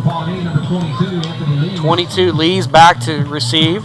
I can't see the other number over there on the right side, but Garrett gets a boot into it. It's a short kick. It's going to hit no man's land, be taken about the 40-yard line. Going to be hit right there. No return. And boy, Coach Bennett thought he's going to have it. That's a 20-yard kickoff and no return for Garrett. Coach Bennett, he was jumping up at the sideline, thought he had a chance, and he really did have a chance to get that ball because it gingerly fell into the hands of the Pawnee up man. I didn't see the number there. Number 7. Was that Caleb Biddy? Yeah. How can I not remember who that is? He's 6'4". So, yeah, Jacob Miller comes out for quarterback for Pawnee once again. They'll have it from their own 40-yard line. 1st and 10, 8:31 to go. Second quarter, Perry now on top 14-3. If you have just joined us, 53-yard touchdown run by Colby Mendenhall. Pawnee now has 1 receiver set to the far side, 2 back set. Different look. Now it's going to be snapped to the shotgun and Jacob Miller, and he goes nowhere around the right side. They may have given him 1 yard, but that might be a generous 1 yard. Actually, no, they gave him a couple yards. I thought that was the wrong man I was looking at. So we'll give him about 4 yards on the play. So 2nd and 6 upcoming for Pawnee as he went around the right side and then cut it back up. Yeah, Hatfield moving, working that shoulder out again. I hope he's all right. So 2nd and 6 for Pawnee. Then I got 2 receivers, 1 to the near, 1 to the far. 1 back set. Miller in the shotgun formation. Receiver comes in motion. That is number 12. That was Matthew Campbell. Flag on the play, but we might have a legal procedure on Pawnee. See what it is. And that's exactly what it is. False start on Pawnee. So somebody moved. I didn't see where it was, partner, but it's a 5-yard penalty. Brings it back to the 40-yard line now. So it brings up 2nd and 11 for Pawnee. I think it was in the middle. I think the center moved the ball a little bit. My linebackers were creeping up the blitz and started to go a little early, so we're watching the ball like you're supposed to do. So 2nd and 11 upcoming. It says 2nd and 10, but 6-yard pickup, then a 5-yard penalty. It should be 2nd and 11, but we'll call it 2nd and 10 for Pawnee. Back to passes Miller. He passes short. It's caught, and that's by number 13, Jacob Miller. Number 12. Number 12, Matthew Campbell, caught on the right side, but for a short pickup, gets across the 40-yard line. We'll call it a pickup of about 3 yards. That'll bring up a 3rd and 7 upcoming for Pawnee.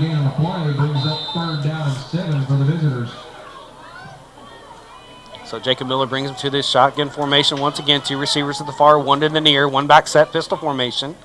Miller gets a snap, stunt. No! There he hits him hard. The ball's on the ground, picked up, and that's picked up. Let's see. Dylan Buck picks up the fumble, and another turnover caused by Perry. 1st down and 10 for Perry at the Pawnee 22-yard line. Boy, partner, you saw the stunt coming there. Braden Sweet coming from the safety defensive backfield, just flying through like a rocket, knocking the ball out there. Incredible play by Braden. Who caused that fumble, partner? Braden. Yeah, so we give Braden Sweet fumble cause on the play. Mark that down somewhere on your sheet. Thank you. You know what I'm doing here. Not the best in the business for anything, partner.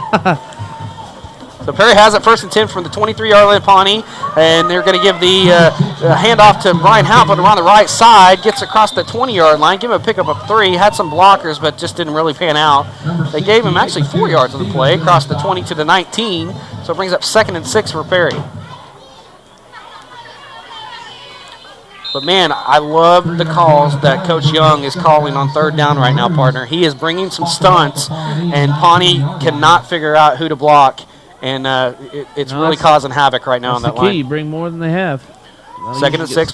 Dawson gets a snap, gives it to Colby Mendenhall around the right side, goes airborne, and he might have got 2 yards to the 17.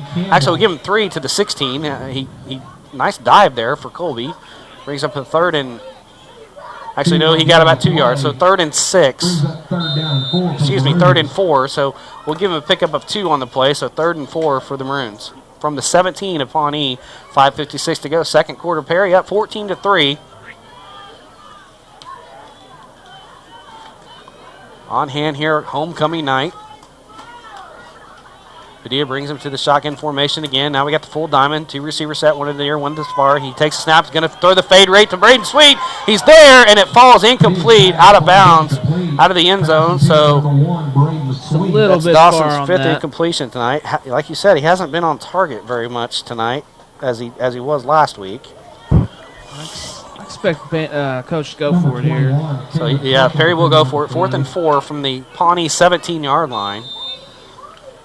And we'll have one receiver set. That's going to be Joe Rupp to the far side. A full diamond package in the backfield for Perry. Dawson Padilla in the shotgun formation with Colby Mendenhall behind him. Gets a snap. A broken play.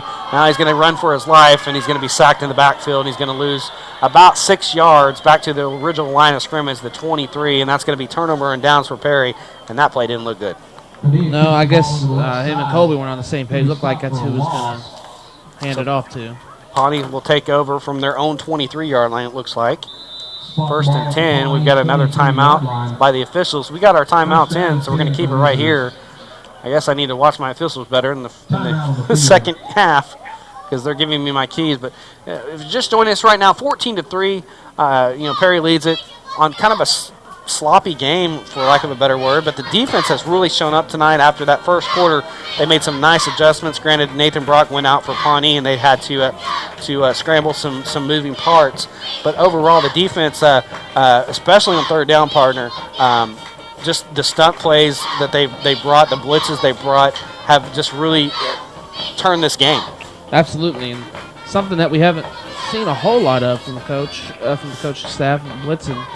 But we got the athletes to do it, and when you got essentially a third string quarterback playing, you do everything you can to disrupt him.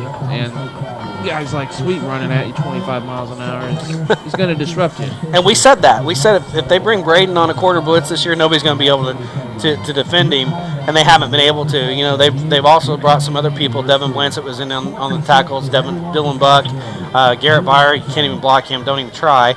Austin Reyes has played amazingly tonight defensively. So I think Pawnee tried Brownie Nicolette just to see what would happen. Then they realized that they probably need him more in the backfield.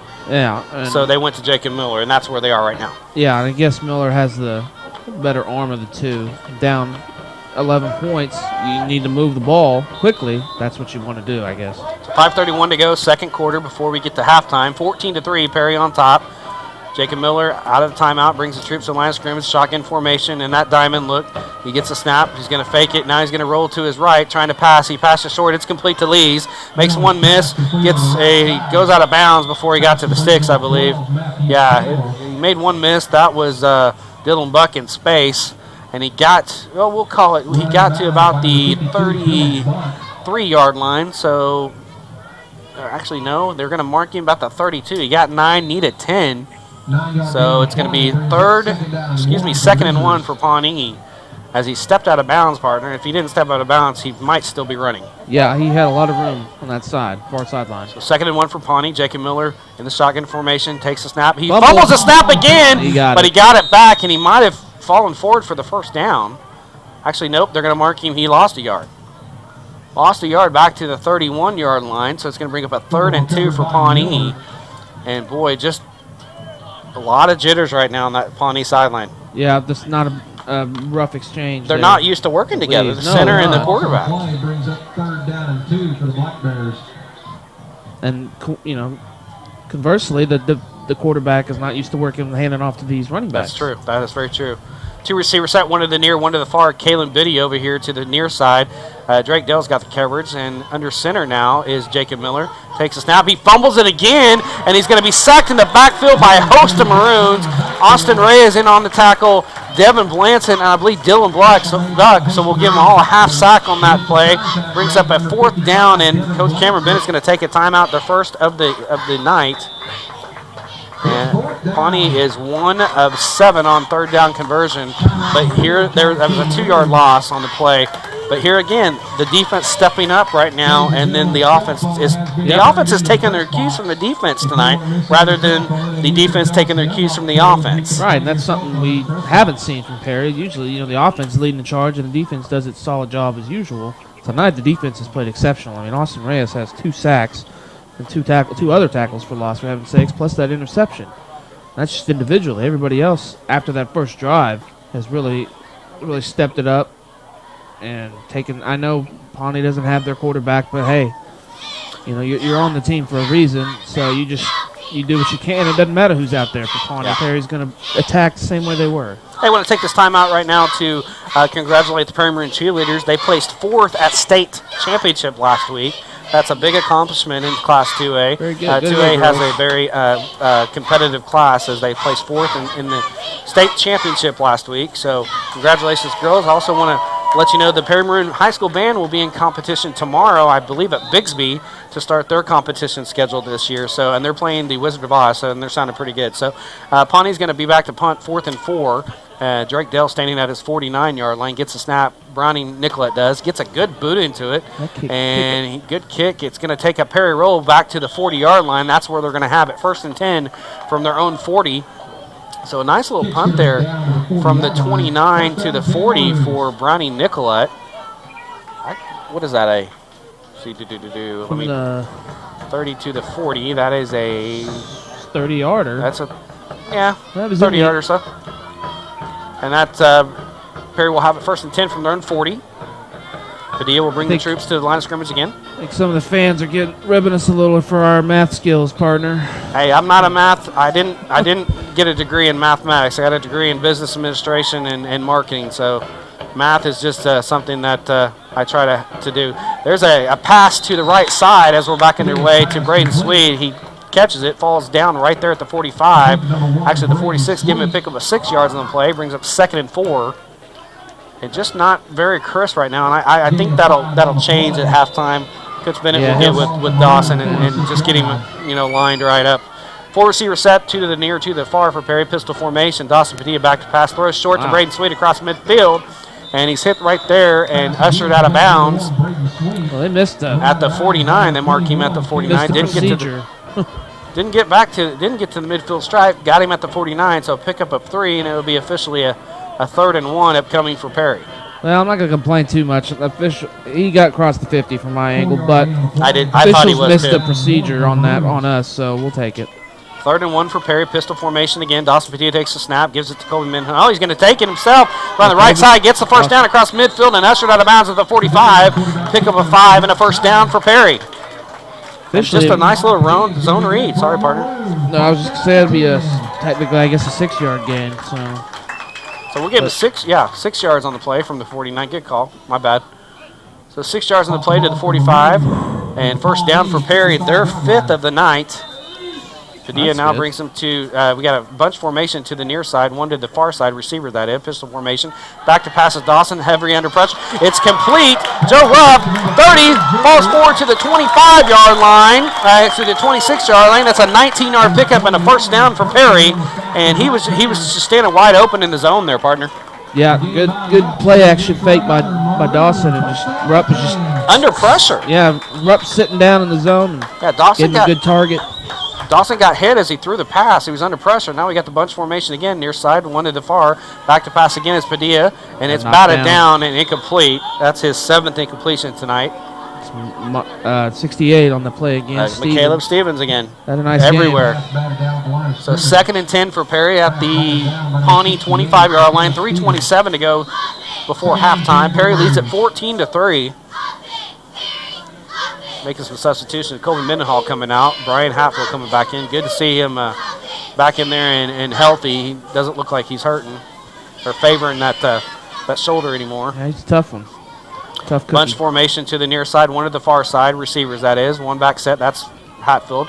Gets a snap, back to pass, rolling to his right is Dawson Padilla, and it goes off of Drake Dell's hands as it falls incomplete out of bounds, and it brings up 3rd and 10 for Perry. Drake had it, was just a little behind him. Tad behind, but Drake's got to make, I think he knows it. He's got to make that catch. Boy, incredible block by the right tackle. I always forget. I'm sorry. Is it Randall? Yeah. He just collapsed the right side of the left side of the defensive line. Good play there, partner. So 3rd and 10 upcoming for Perry at the Pawnee 25-yard line. 2 receivers to the near, to the far, 1 back set, pistol formation. Back to pass is Dawson Padilla. Now he's going to fake to the right. He's got Braden Sweet in the corner, and he catches it. Touchdown, Perry! And he laid out in the end zone. Braden Sweet, the senior, 25-yard touchdown strike from Dawson Padilla, and Perry's up 20-3. And partner, that was pretty. That wasn't a great pass. He let him a little too much, but Braden Sweet went out there and he just laid out for it. Absolutely. And kept control of the catch as he's falling down. And it's touchdown for Perry, and they strike again. Well, you throw it up to your athletes, and most of the time you let them go get it, and that's what he did right there.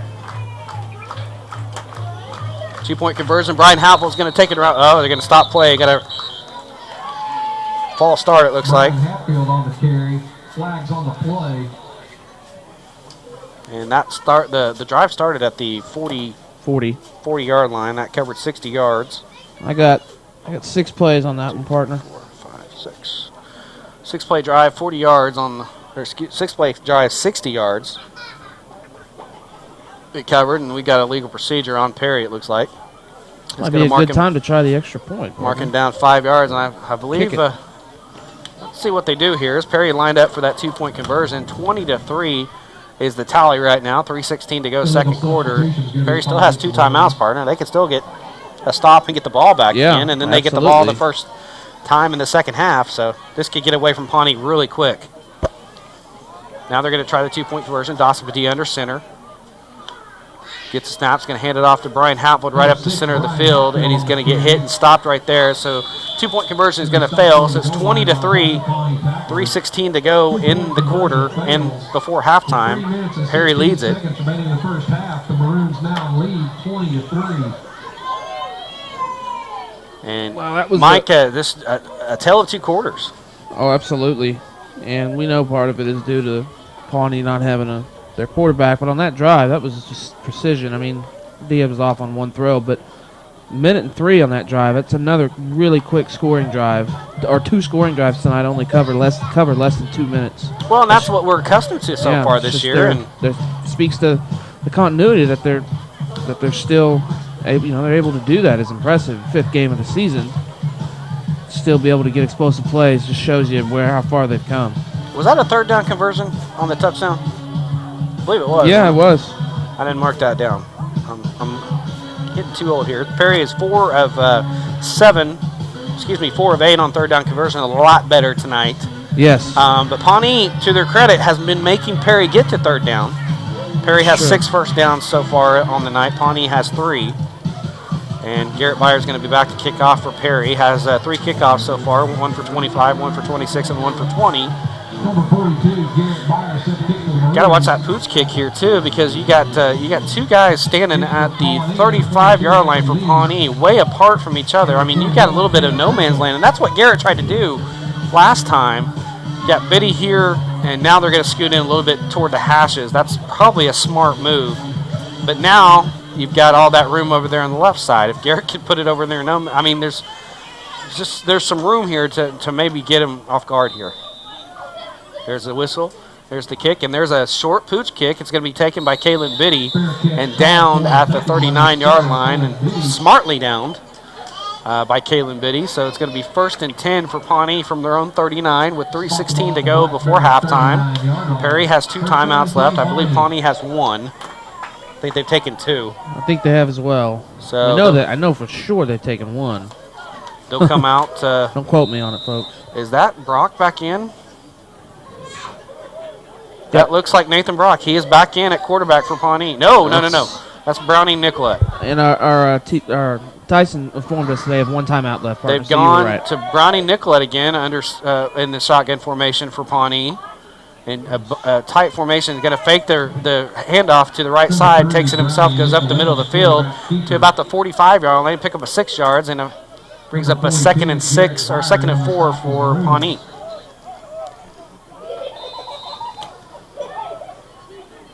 Hennessy on top of Tonkawa, 35-6 right now. Not really much of a surprise there. 2:50 and counting. 2nd and 4 for Pawnee at their own 45-yard line with Brownie Nicolette now in at quarterback. Now we've got that flex bone set. One receiver to the far, one to the near. Takes the snaps, going to hand it off on the right side to Lees. Trying to cut up the middle field. Nowhere to go. And stringed out nicely. In on the tackle was Austin Reyes once again. And I believe Brian Hatfield filled that gap as well from his backer position. And nice stop. And that was a loss of 2 on the play. That should bring up a loss of 3. They're going to bring up a 3rd and 7. Actually, no, loss of 2. I was right before. Back and forth they go. 3rd and 6 upcoming for Pawnee. And they're taking their time. They don't want Perry to get the ball. No, you don't. 13 on the play clock. Now they finally break the huddle. Come to the line of scrimmage. Got 3 receivers to the near side, 1 to the far. And this shotgun formation is Nicolette. Back to pass, going to throw short. It's almost intercepted by Brian Hatfield at the 48-yard line. And Coach Bennett goes to his knees because, partner, if he catches that, he's gone. Yeah, There's nobody there. Brian's got some running ability, as we know, and he would have taken that one to the house. So that pass falls incomplete. Well, we're having to work our quarterbacks tonight. Good grief. So Brownie Nicolette in punt formation now. He's going to stand about his 34-yard line, punting to Drake Dill again. 1:50 to go in the half. Perry will get another crack at it with 2 timeouts. There's the snap. Browning gets it. And it's blocked! The punt is blocked! And that is Austin Reyes. Johnny on the spot with the punt block, and Perry's going to be set up shot. 1st and 10, deep in Pawnee territory. Mark that one down, partner. Well, even have a spot for it. Don't have a spot for it. I will mark it on my sheet over here. So I wrote down PB Reyes. I'll write that down here. And Perry's going to be set up shop. 1st and 10 from the Pawnee 25-yard line. And, boy, it is starting to go south for Pawnee. Yeah, and it's going to get even worse. Not sure it could get much worse, but I think it's going to. 1st and 10, Dawson Padilla brings them out. 2 receiver set, 1 to the near, 1 to the far, pistol formation. Gives it to Brian Hatfield around the right side, makes a couple miss. He's got it in the open field. 15, 10, 5, still going. Touchdown, Brian Hatfield. 25-yard jaunt around the right side, made about 3 guys miss, and it was just sheer power and will as he got hit at the 5 and then barreled his way into the end zone for the touchdown. Boy, that was impressive running right there, Mike. Absolutely, partner. Hatfield makes the first guy miss, gets out to the corner, and Braden Sweet made some really nice blocks on the play, and then Hatfield did the rest, just rumbling, bumbling, stumbling, as Berman would say. Great run by Hatfield. You had to get that one in, didn't you? I do. I like that one. So 2-point conversion upcoming. Dawson Padilla gets the snaps. Going to give it to Brian Halford around the center. Cuts it up the middle of the field. Into the end zone for the 2-point conversion. And it's 28-3. And there was no doubt there, partner. I mean, that was a hole. Nice cut back to the left. He was going to go right out to the right on the sweep. Cut it back to the left up the middle of the field. And there was nobody there. 2 points good. And boy, Perry is off and running here. And that drive was started at the 25 of Pawnee, and that was a 1 play, 25-yard drive. Yep, and took 9 seconds off the clock. And Hatfield capped it off, 25-yard touchdown run, and 2-point conversion by Hatfield was good. Man, our 3 offensive scoring drives, partner, are still just over 2 minutes. 2 minutes, 2 seconds combined for the 3 scoring drives. That is impressive. Warning is going to be flagged against the Black Bears. 14, 20, I got that. We got a sideline warning on Pawnee right now for their first of the half. I think if they get a second one, it's a penalty. I believe so. But boy, a tale of 2 quarters, partner, and we can't emphasize that enough. And it all has to do, unfortunately, with the injury to Nathan Brock. They're a different team with Nathan Brock in here. You know, as there's a lot of teams in our district. If the quarterback goes, the one quarterback goes down, boy, partner. Us included. You know, yeah, us included. I didn't want to say that because I don't want to jinx us. I don't want to jinx us, and I don't want to disparage Liam in any way. But it's true of you're not disparaging really. Liam. You just got one quarterback that has varsity experience. Exactly. I mean, he just doesn't have the experience, and it's the high school level. It's pretty much true across the board. Yeah, even it's a different ballgame at any level. It's a different ballgame, and Garrett Byer now to kick off from his 40-yard line. Minute 35 to go before halftime. 28-3. Perry on top now. Puts a boot into it right there. Short kick right down the left side of the field. Going to be picked up about the 30 and gets a nice cut up there by Matthew Campbell. Gets it up to the 36-yard line. That's a return of about 6 yards, so we'll call it a punt, or excuse me, a kick of 5, 10, 15, 20, 25. So we'll call it a 24-yard kickoff. It may have been Nicolette, I'm sorry. Got my binoculars, yet I failed to use them. Mason Taylor on the stop for Perry, so we'll give him the tackle on there. Talking about him earlier today. Nice to see Mason back in there as he got over the mono. First and 10 for Pawnee at their own 35-yard line. See who's in at quarterback. I think that is Nicolette. It is. He's going to hand it off to his running back around the right side, or excuse me, the left side. That is number 34, Jared Mitchell, and he gets it across the midfield to the 49, and that's a pickup of about 16 yards and a first down for Pawnee. Oh, that was a simple zone read handoff. It wasn't anything flashy right there. Just around the left side. Good seal by the tackle, and Mitchell's got some wheels on him too. And that was Jared Mitchell with the first down, the fourth of the night for the Black Bears as they get into Perry territory for, I think, the third time tonight. They have it first and 10 from the Perry 49-yard line. Minute 23 to go. Clock stopped as he ran out of bounds. So one receiver to the far side, and Brownie Nicolette in the shotgun formation fakes the pitch over to the right. Now cuts back to the right, makes a couple miss, still on his feet, gets tackled at midfield, and that was Colby Mendenhall coming up from his DB position, and great read by the sophomore partner, and there's no gain.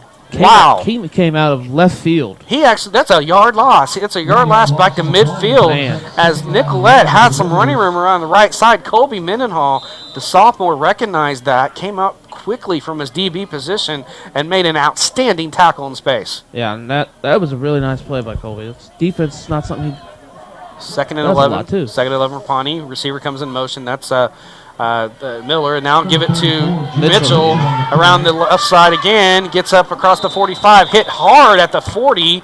We'll call it at the 41. Gave him a pickup of 9. That's going to bring up probably a 3rd and 2 with 29 seconds to go before half. Well, just the same play that he got that 16-yard run on, partner. Just 3rd and 2, and we've seen Pawnee go pretty vanilla since Nathan Brock has gone out. Yeah.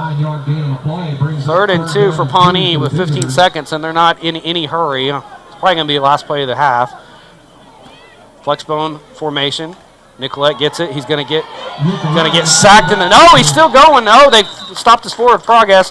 There's going to be a sack back to the 47-yard line. That's going to be a 6-yard sack by Austin Reyes. And that's the end of the halftime, or actually the end of the second quarter. And we're at halftime. Perry leads us win 28-3 over Pawnee. And we'll have our first time out. We'll come back with some scores and some stats and all that good stuff for you as we are at halftime. 28-3 Perry on top of Pawnee. You're listening to Perry Marine Football on Triple Play Sports. This is Ray McCraney, System Manager for Suddenlink, inviting you to score big with safety. We've got our best lineup ever, HD TV with the fastest internet in town and 3 Suddenlinks together. Experience every second of the action in crystal clear HD and stream your favorite shows like a pro with download speeds up to 8 meg. Switching to bundle and save with the Suddenlink team is easy. One company, one connection, one deal. Come visit us at 617 Delaware in Perry or Suddenlink.com. Campbell Communications is proud to sponsor and to bring you Perry Maroon Athletics. To become a sponsor, please visit www.campbellcommunicationsok.com or call and ask for Brock at 405-204-4246. Campbell Communications, where we bring the game to you.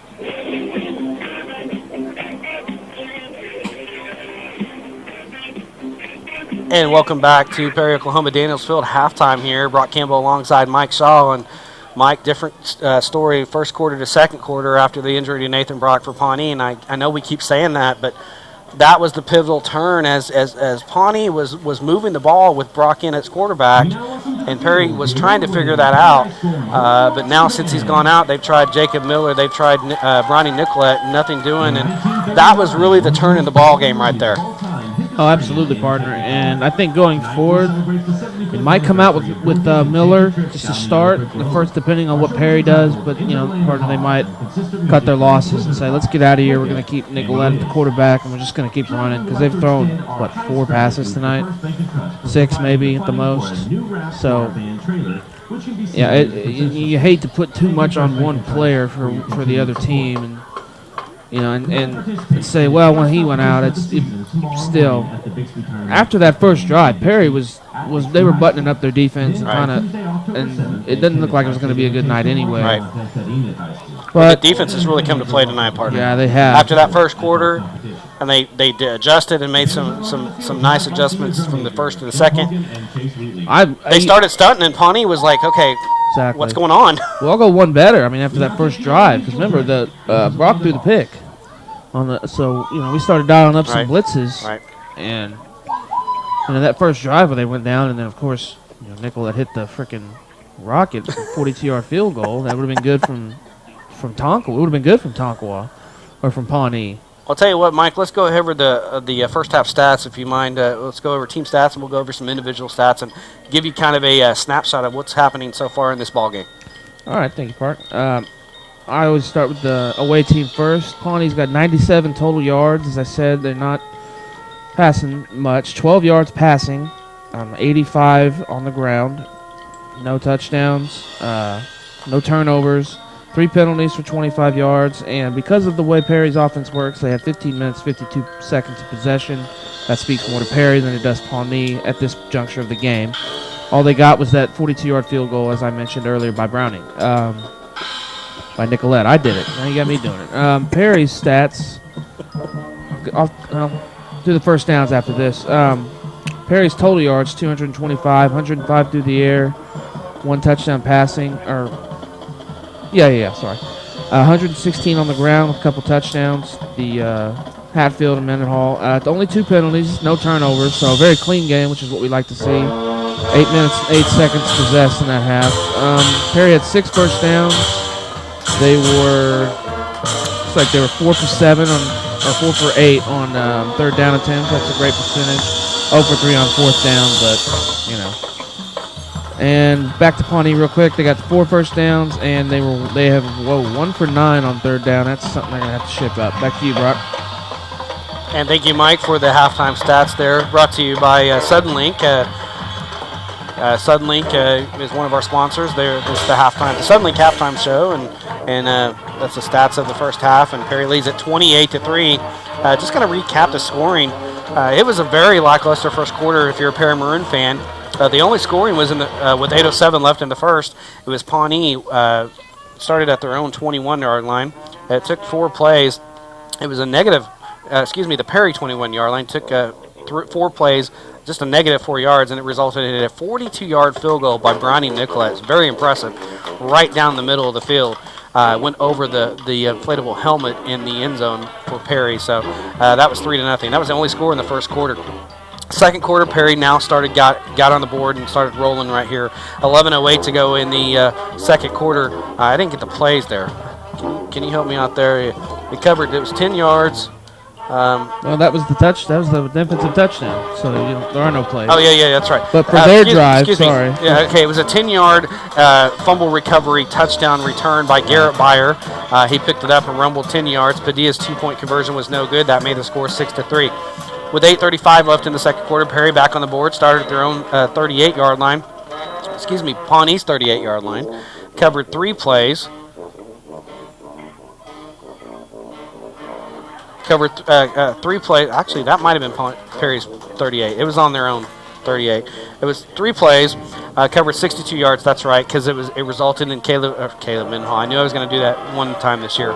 Colby Mendenhall, a 59-yard touchdown run. a 53-yard touchdown run, around the right side, and then he broke free after he broke a couple tackles. Garrett Byers' 2-point conversion was good. That made the score 14-3 Perry. With 3:16 to go in the second quarter, Perry got back on the board again. This time from their own 40. It was 6 plays, covered 60 yards. It resulted in a Dawson Padilla 25-yard touchdown pass to Braden Sweet. 2-point conversion failed, and that made the score 20-3 Perry. And then 1:35, the last score of the second quarter came. It started at the Pawnee 25-yard line, covered one play, 23 yards, resulted in a Brian Hatfield 25-yard touchdown around the right side. He cut it back to the middle of the field. 2-point conversion was good by Hatfield as well, and that's where we stand. 28-3, Perry leads at halftime over the Pawnee Black Bears at homecoming here at Daniels Field. We're going to take another timeout. You're listening to the Southern Link halftime show on Triple Play Sports.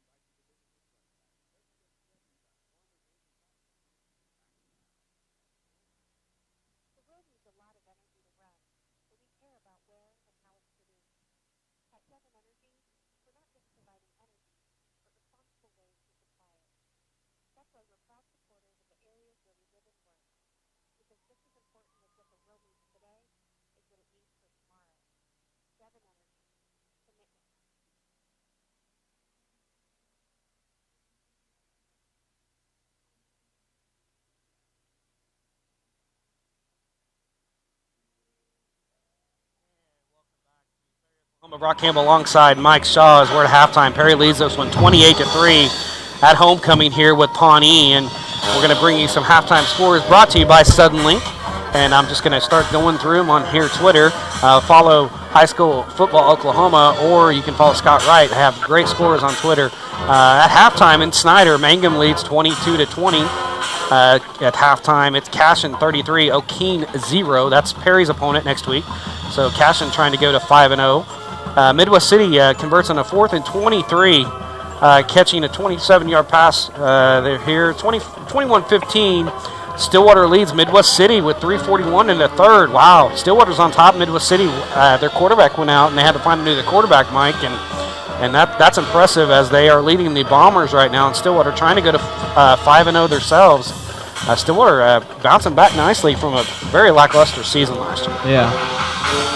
Mustang is on top of, let's see, it doesn't say who they're on top of. They're winning 39-0. Unfortunately, I know who they're on top of. Is it Putnam North? I'm not going to speak to it's who 39-0, Putnam, or Mustang on top of Putnam North. I don't know where their defense has been the last 2 weeks. Let's see here. Westmore is down to Edmond Santa Fe 28-21. But they just recovered a fumble. Shawnee leads Trail Sky took 21-16 in the third. Let's see here. Union leads Norman North 35-7. Thought that'd be a little closer, but Union is loaded this year. Norman North has a really good season going too, but the Redskins on top 35-7. Norman North Weatherford. State. Weatherford is 7, Cash 0, 10 minutes left in the fourth. Very defensive battle there. Tahlequah and the Cardinals of Collinsville. Collinsville leads that one 17-10. At the half, Commerce leads Caney Valley 28-0. Skiatook, I said 21, Shawnee 16. Halftime, Owasso 7, Southmore 6. Wow, Southmore has come to play. Let's see, Purcell Jones at halftime scoreless, 0-0. Chandler, let's see, 32-0 now. Broncos up on your Panthers, Putnam North. 39-0, yeah. 32-0. Or now it's 39. Yeah, they scored their opening drive. Let's see here. Hara leads Glenpool 32-7. That's 5:22 left in the game. Let's see here. Looking at Hilton 21, Empire 14 at halftime. Let's see. Enid, Lawton High. Lawton leads the Plainsmen 35-0 over in Enid tonight. I already said the Shawnee score. Had said the Harris score. Pawnee, of course, 29-3. Perry has scored 28 straight points, partner. Yes, that is correct. 28 unanswered points. 28 for Perry. Actually, partner. You know you're here, so. I said 28. 29. Do what? You said 29-3. I said, I said 28 unanswered points. Okay. Right. We'll just you go over the tape, and get back home, and we'll see. Bishop McGinnis ties the game at 17 against Deer Creek. That one is probably in the third. Let's see. Got 8:22 to go. Bayan 33, Liberty 6 in the third. Piedmont and Guthrie. Guthrie leads 28-6 with 6:57 in the third.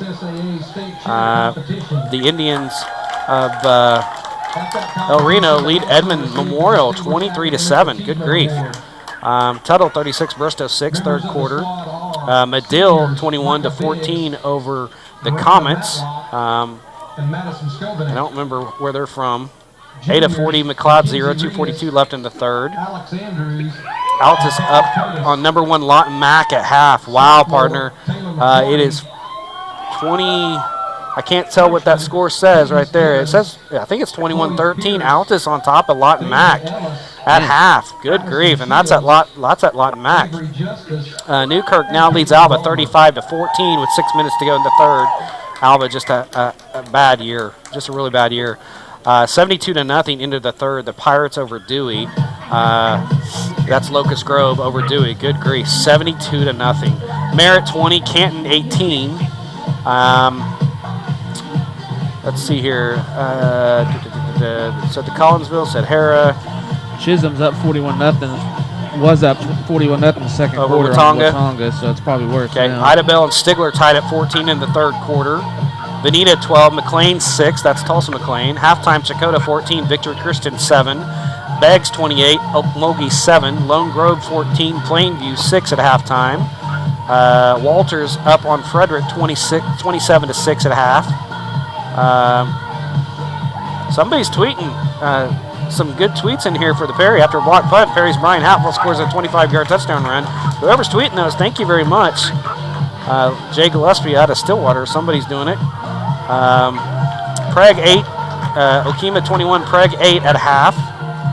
Let's see if I can see anything else here. Hennessy 35-6 over Tonkawa at halftime.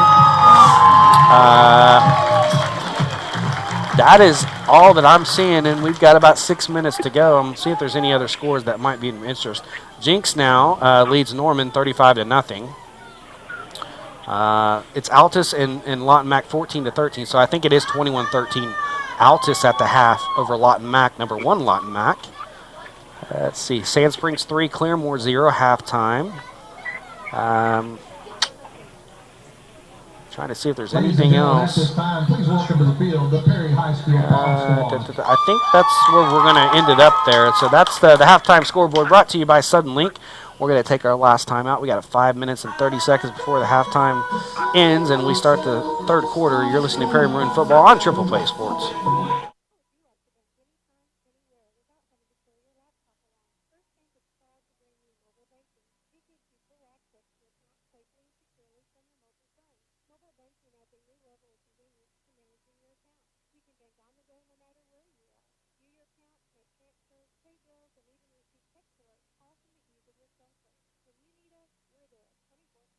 Bank and Trust Company, community-minded just like you.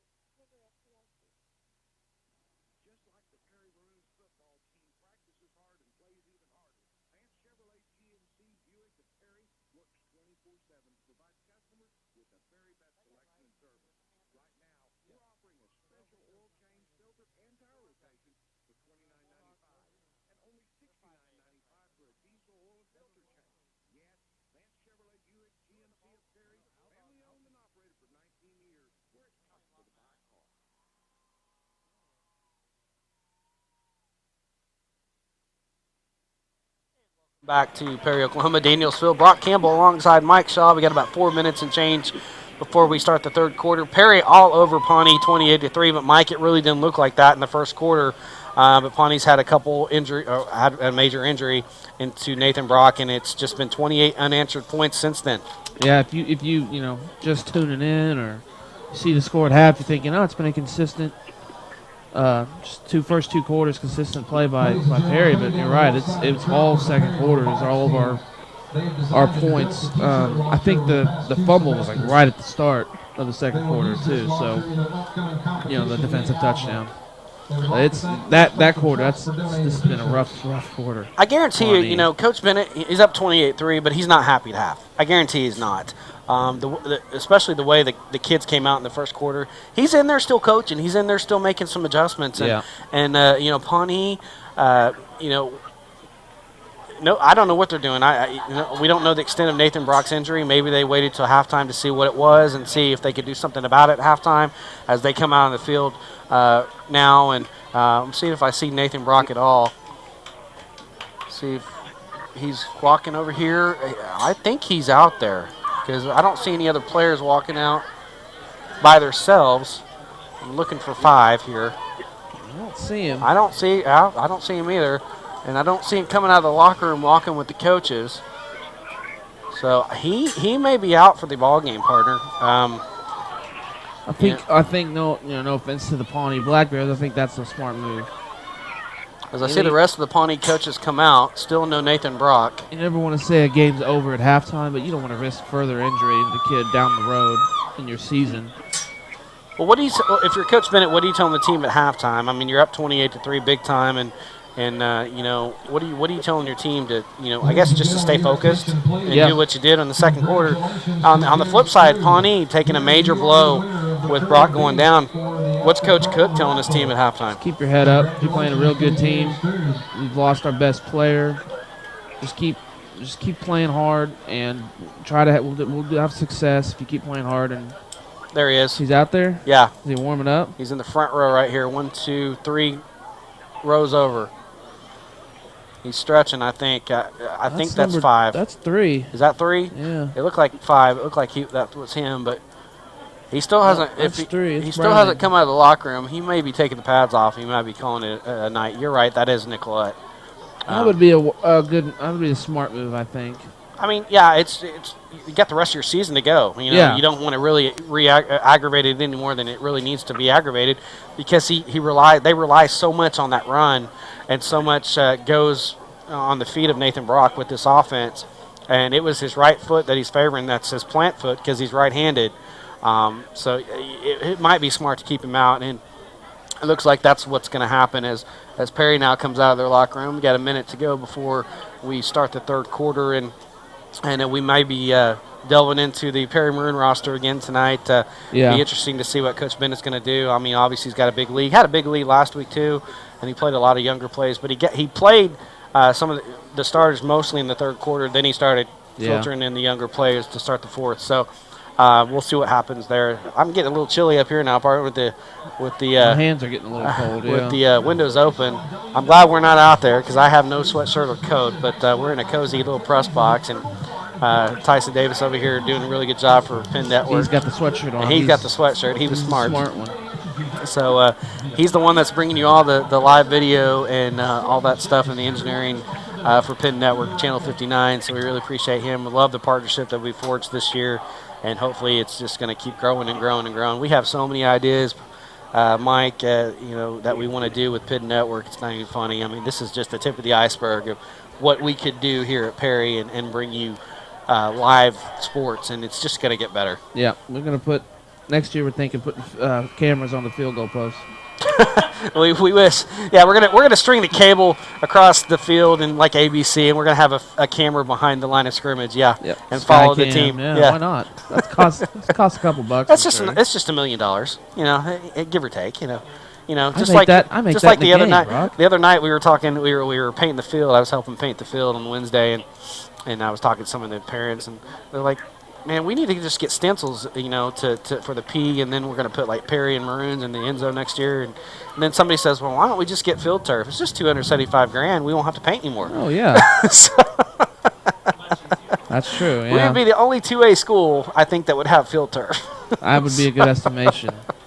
But, yeah, you can dream as Perry comes to their sideline now, 2:30 to go before third quarter. They put a little time back on the clock. So we'll do a little bit better job in the third quarter, I should say, in the third quarter and fourth quarter, and watch the referee so we can get our cues for our timeouts, because I was way off in the first half, and that's just a learning curve I got to have. Well, yeah, we usually don't have communication with the officials very often. Yeah. But the last 3 games, I believe, we have gotten the cards, at least the last 2, gotten the cards from the guys. So they've got 2 minutes to go, but I think we're going to get this one kicked off pretty quickly. I don't think they're going to let the full 2 minutes go, and as both teams are now huddled up on their sideline, getting ready to take the field again. Perry's going to have the ball for the first time in the third quarter, and Pawnee will have the defense. And it looks like Perry's probably going to go from the south to the north, so they'll go to the north end zone once again. Pawnee's going to be defending the north and going to the south. The way it looks like they're lining up. I could be wrong. No, I am wrong. Pawnee's going to be kicking to the north. Perry's going to be going to the south end zone. Yes, because I'm seeing where the officials standing, where they're going to kick off from. And we're just waiting on Coach Bennett's having a little talk with the head official, Clinton Hunter, our head official now. And I don't know what he could be talking about, but probably telling him a lot of good rest stops to stop at when he used to go to the restroom on the way home. I don't know. They're just having a leisurely chat, Coach Bennett's just kind of leisurely talking to him. Hey, and now we're going to have he's going to really appreciate that, Tyson, as going close up on Coach Bennett, and Coach Bennett just kind of having a leisurely chat with, the head referee. And I would say they're making dinner plans, but I don't know what would be open after the ball game. As there's a nice shot of the Perry Maroon huddle right there as we get Dylan Buck I like in there. the sticker decals. That's something they didn't have last they year got either. the P decals on the back of their helmets. So the helmet stickers, too. I guess if they do something right in the game or practice, they get a decal. A way to... how did that usually work? Do you remember? We didn't have them, but a good way to shore up stuff, shore up mistakes, put decals on mistakes. Well, that'll get your players... No, you don't want to do that, but get your players right in a hurry. Some teams you don't want a full helmet of mistakes. That's true. But like you asked how to do it, they'll do big hits, game-changing plays, touchdowns, stuff like that. Because otherwise, if you do every tackle half field, he'll have to have 3 helmets. I mean, him and Reyes tonight will have to have more than 1 helmet because they make a lot of plays on defense. I was right. Perry's going to receive on the north end. They're going to go to the south. So they're going to be marching from north to south on the field. Pawnee will kick off from the south end, and they'll be marching from the south to the north. And kicking off from the 40 again. And they're kicking off from the 40. That's where they did that last week. That's where it is for high school. It is. It was that 1 week they did it from the 45 that threw me. I'm not good for many a night, but I'm right about that one. I was thinking tomorrow they'll be kicking off. Because we marked those X's on the 40. Yeah. Roy Mendenhall asked me where we were supposed to kick off from the high school, or somebody did, and I said it's the 40. I know that for a fact because it's 35 in college. Oh, I don't doubt I was just the Stroud game. Remember, we kicked off to start the half. I'm not good for many, but I can get one in here that I'm right on. And if you're good for one, that's all we need in life, right? Nicolette back to kick off from zone 40 to start the second half, and now he puts a boot into it. And it's a short pooch kick. It's going to be fielded. It's going to be fallen on by Brian Hatfield nicely. That was a dangerous little pooch kick. Yeah, that was not what they had. And Perry's going to have it from, I think, their own 34-yard line. That's where we're going to call it 1st and 10 for Perry at their own 34. Nice little pooch kick by Browning, Nicolette. What was that, partner? I think it's the 24, partner. Oh, 24? Did I? It's you're right. You're right. 24-yard line. It's tough to see. 24-yard line. My math. I'm telling you. 1st and 10 from the 24. Actually, they call it officially the 23. Well, shiver me timbers. I got to change. Dawson Pedia back to pass. Flushed. He's going to pass, and it's going to be almost intercepted. He had Joe Rupp open in the flat down the right sideline, but it was not even close to him. And the closest it was to the Pawnee defender. That's number 21. That's Caleb Pershow. Number 21, Caleb that was just a bad pass, partner. Had my head down, partner. I'm sorry. I was getting myself situated here. I got to do it quicker next time. I apologize. 2nd and 10 from their own 23-yard line. for Perry. Dawson Padilla in the shotgun formation, pistol formation. One receiver to the near, one to the far. Gets the snaps, going to hand it to Colby Mendenhall right up the middle.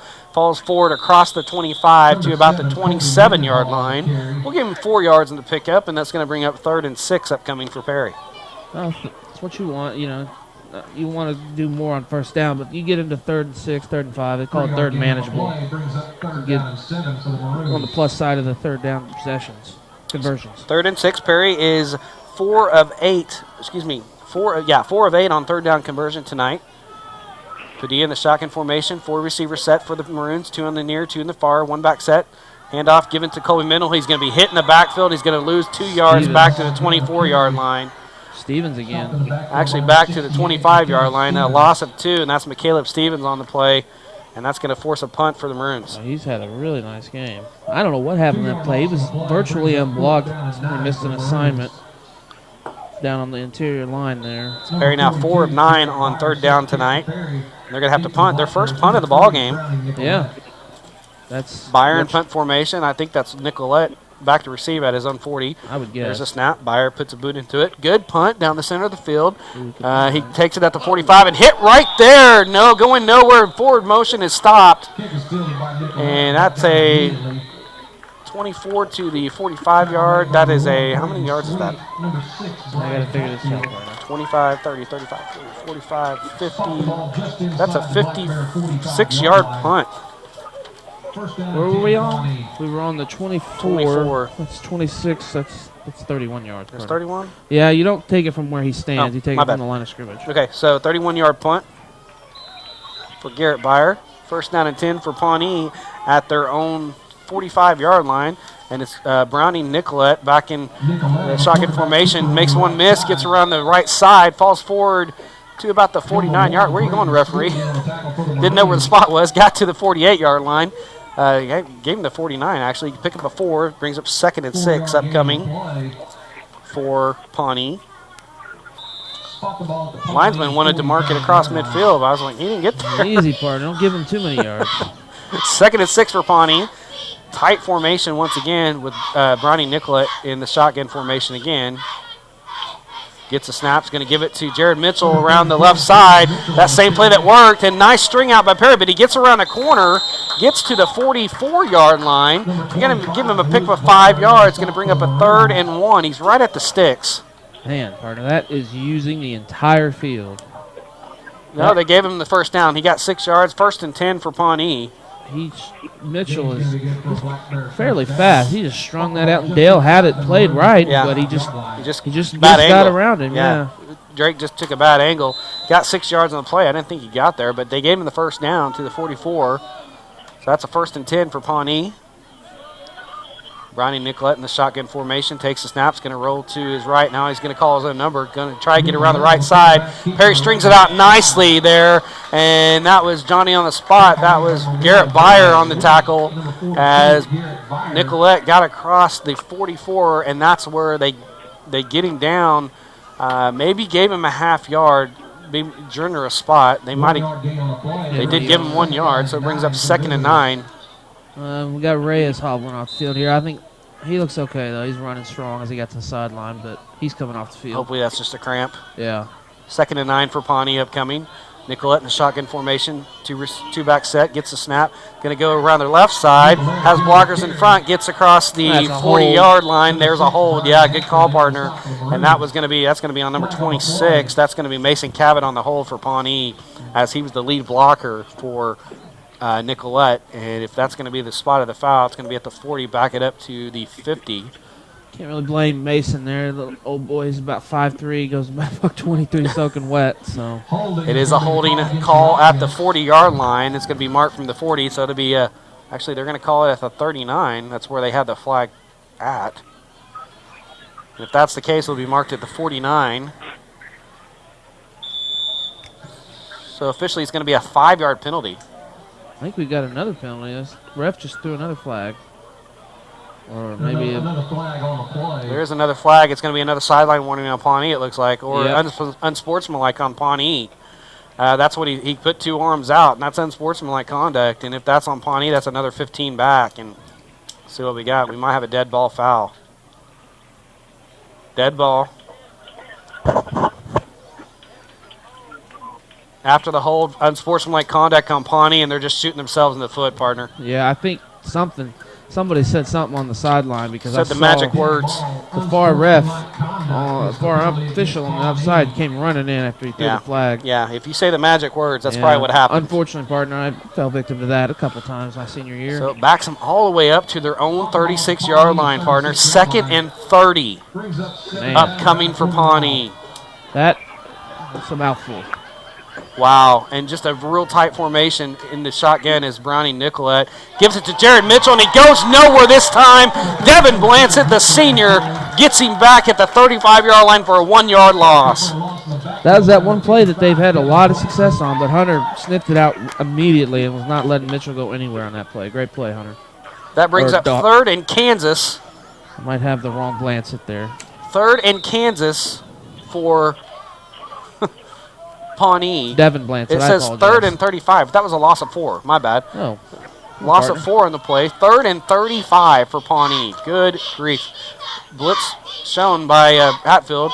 Browning gets, Nicolette gets the snap. It's a fumble, and the ball is in the air, and it's caught by the senior Andrew Randall. He rumbles and stumbles down to the 15-yard line. 1st and 10 on the fumble recovery, and it's all going south for Pawnee. That's the 2nd fumble on Brownie Nicolette. And the fumble recovery.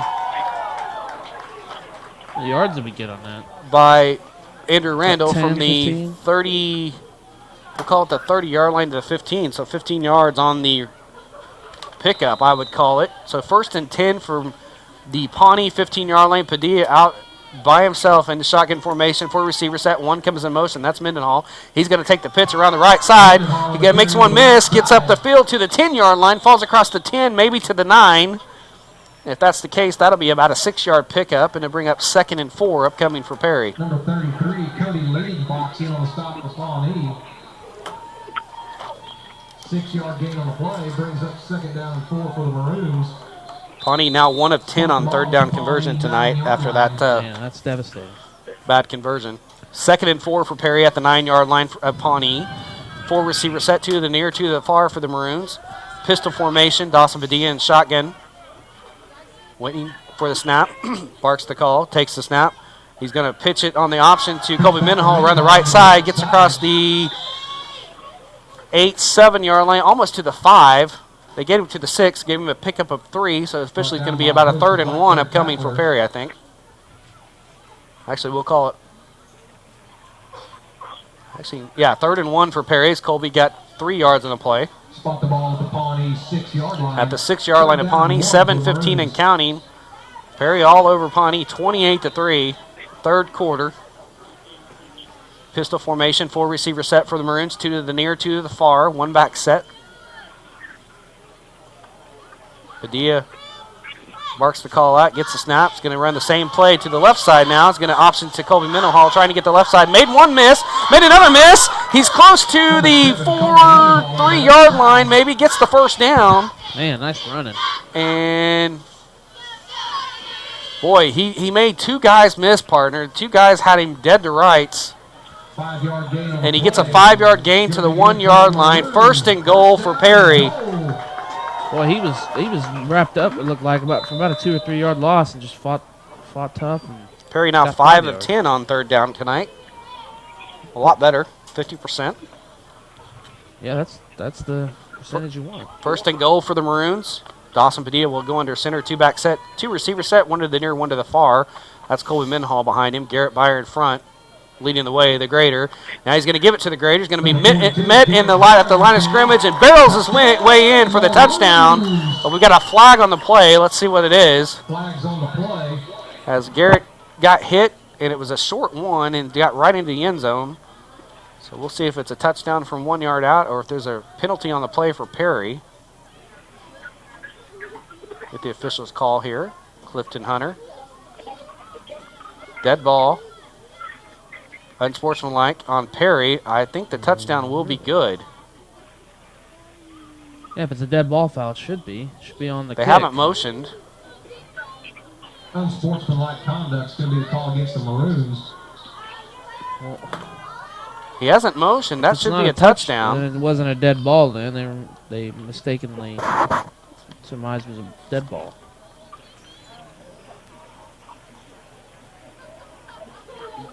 Unsportsmanlike on Perry, but they haven't moved the ball back. Maybe it'll be on the kick. And the touchdown is good. Perry scores 1 yard touchdown for Garrett Byer. So it's 34-3 as they set up shop. 2-point conversion. Padilla gets a snap, rolls to his right now, fires in the end zone. It's caught, and it's good. And that's Joe Rupp for the conversion, makes the score 36-3 with 6:24 to go in the third quarter. You're listening to Perry Maroon Football on Triple Play Sports.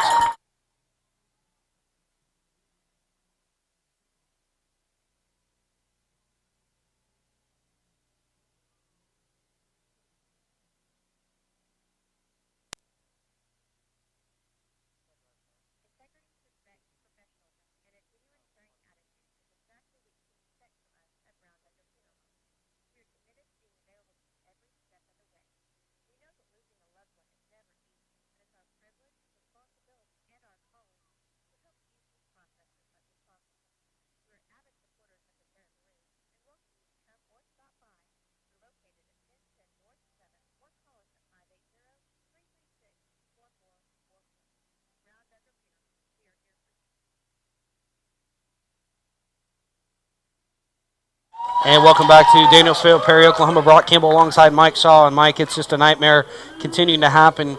36 unanswered points for the Maroons as they now lead 36-3 over Pawnee. Yeah, and it's just all going bad for Pawnee. The quarterback not being used to being, Nicolette not being used to being quarterback. Just a lot of ball handling issues. But Perry, you got to give Perry credit. They're getting the ball, they're turning it over, and they're scoring. So they're doing what you're supposed to do when you do get turnovers. We got 6:24 to go in the third quarter, and it's all Perry, 36-3, as they mark off the unsportsmanlike penalty. So Garrett Byer is going to be kicking off from his own 25-yard line.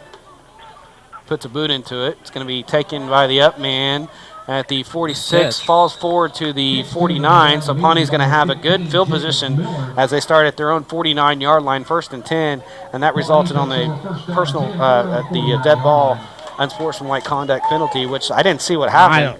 There had to be words again.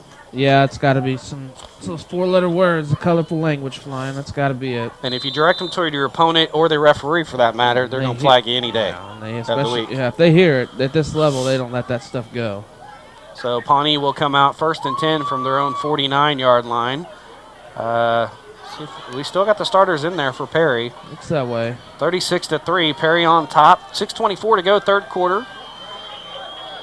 2 receivers to the far side, 1 to the near. Nicolette in the shotgun formation takes a snap, and there's going to be a dead ball. And we're going to have a timeout for Pawnee. That's their first of the second half. They'll have 2 left. And let's go ahead and take a timeout with them. You're listening to Perry Maroon Football on Triple Play Sports.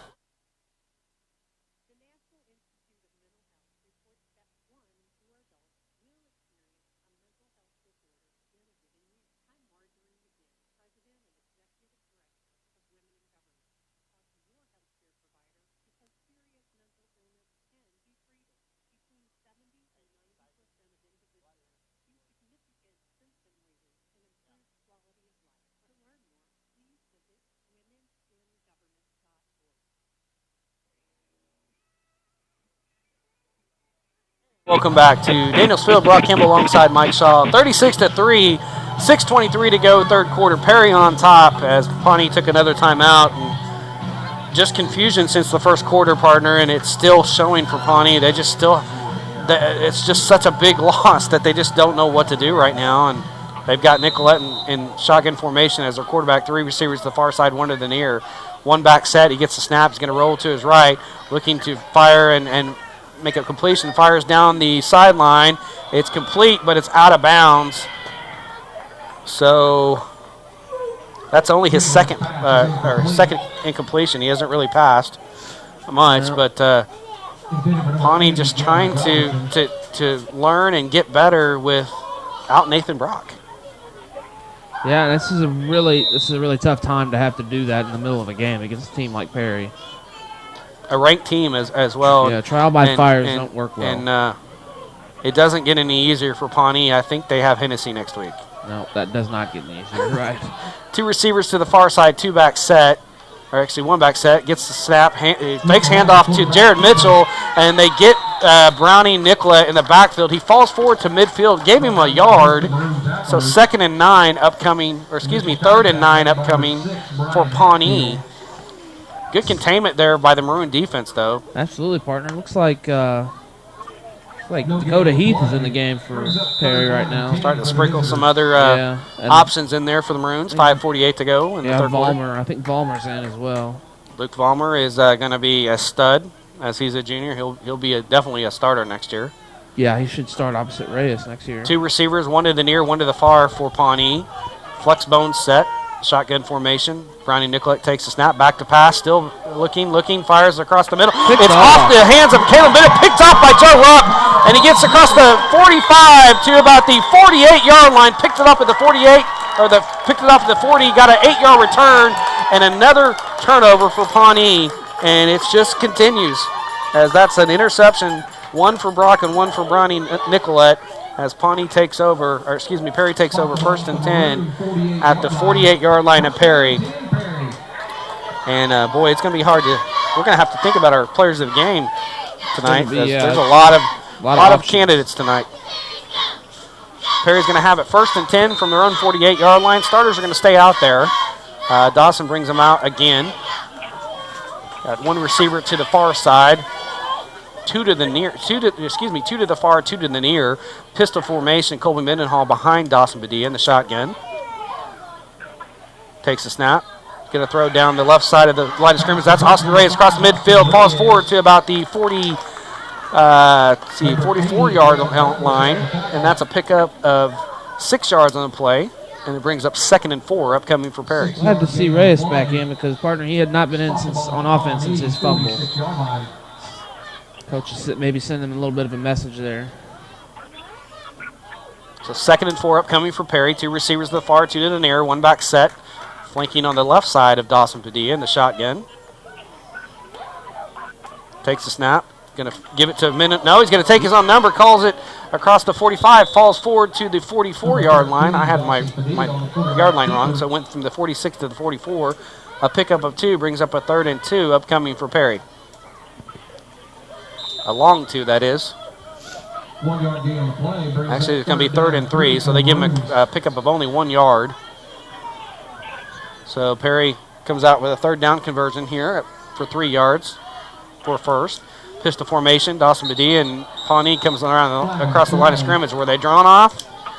Or did Perry move? I don't think they were. I think it's going to be encroachment. I might have seen a flinch, but I'm not 100%. Clinton Hunter with the call. Dead ball. Yep. False start, Perry. I saw and it's going to bring up a 3rd and 8. And Coach Bennett didn't agree with that, but if you saw a partner, then you're more a little better. Well, you're more apt to see that because you were a lineman yourself. I was watching the center, and I think the center and guard, and he moved his head just a bit. So now it brings it back from a 3rd and 3 to a 3rd and 8. You wanted 3rd and 3, really, but 3rd and 8 upcoming for Perry. And we got a little bit of confusion. We got 3 receivers to the near side, 1 to the far. Pistol formation, Dawson Padilla in the shotgun. Takes a snap, back to pass. Looking, throws short. It's caught by Reyes across the 45, 40. Has the 1st down and dump trucked out of bounds at the 40, actually about the 37-yard line. That's a 13-yard pickup and a 1st down for Perry. Austin Reyes running out in the flat. He's really dangerous out there. I really like when they get him the ball and let him run. So 1st down for Perry at the 38-yard line. Actually gave him 12 on the play from the 50 to the 38. Another 1st down, though. So 1st down and 10 for Perry on the conversion. Padilla in the shotgun formation, pistol formation again. 3 receivers again in the near, 1 to the far. Back to passes. Padilla again. Fires short. It's incomplete off the hands of Garrett Byer.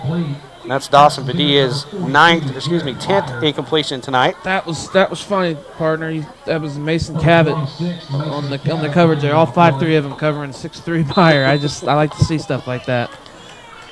Makes me chuckle. 36-3, 3:46 to go in the third quarter. Perry all over Pawnee and driving again. 3 receivers to the far side, 1 to the near. Pistol formation, shotgun is Padilla.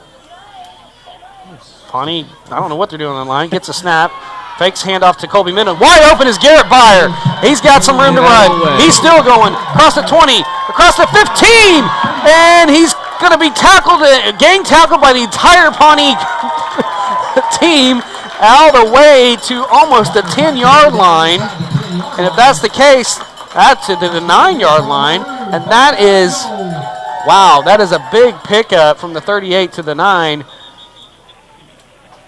29 yards. That's a 29-yard pickup if it stands. Do we have a flag? No, I don't mean that. I mean if that's where it is. Sorry, my apologies, folks. Garrett Byer actually to the 8th. A 30-yard pickup on the pass play to Garrett Byer on the left side.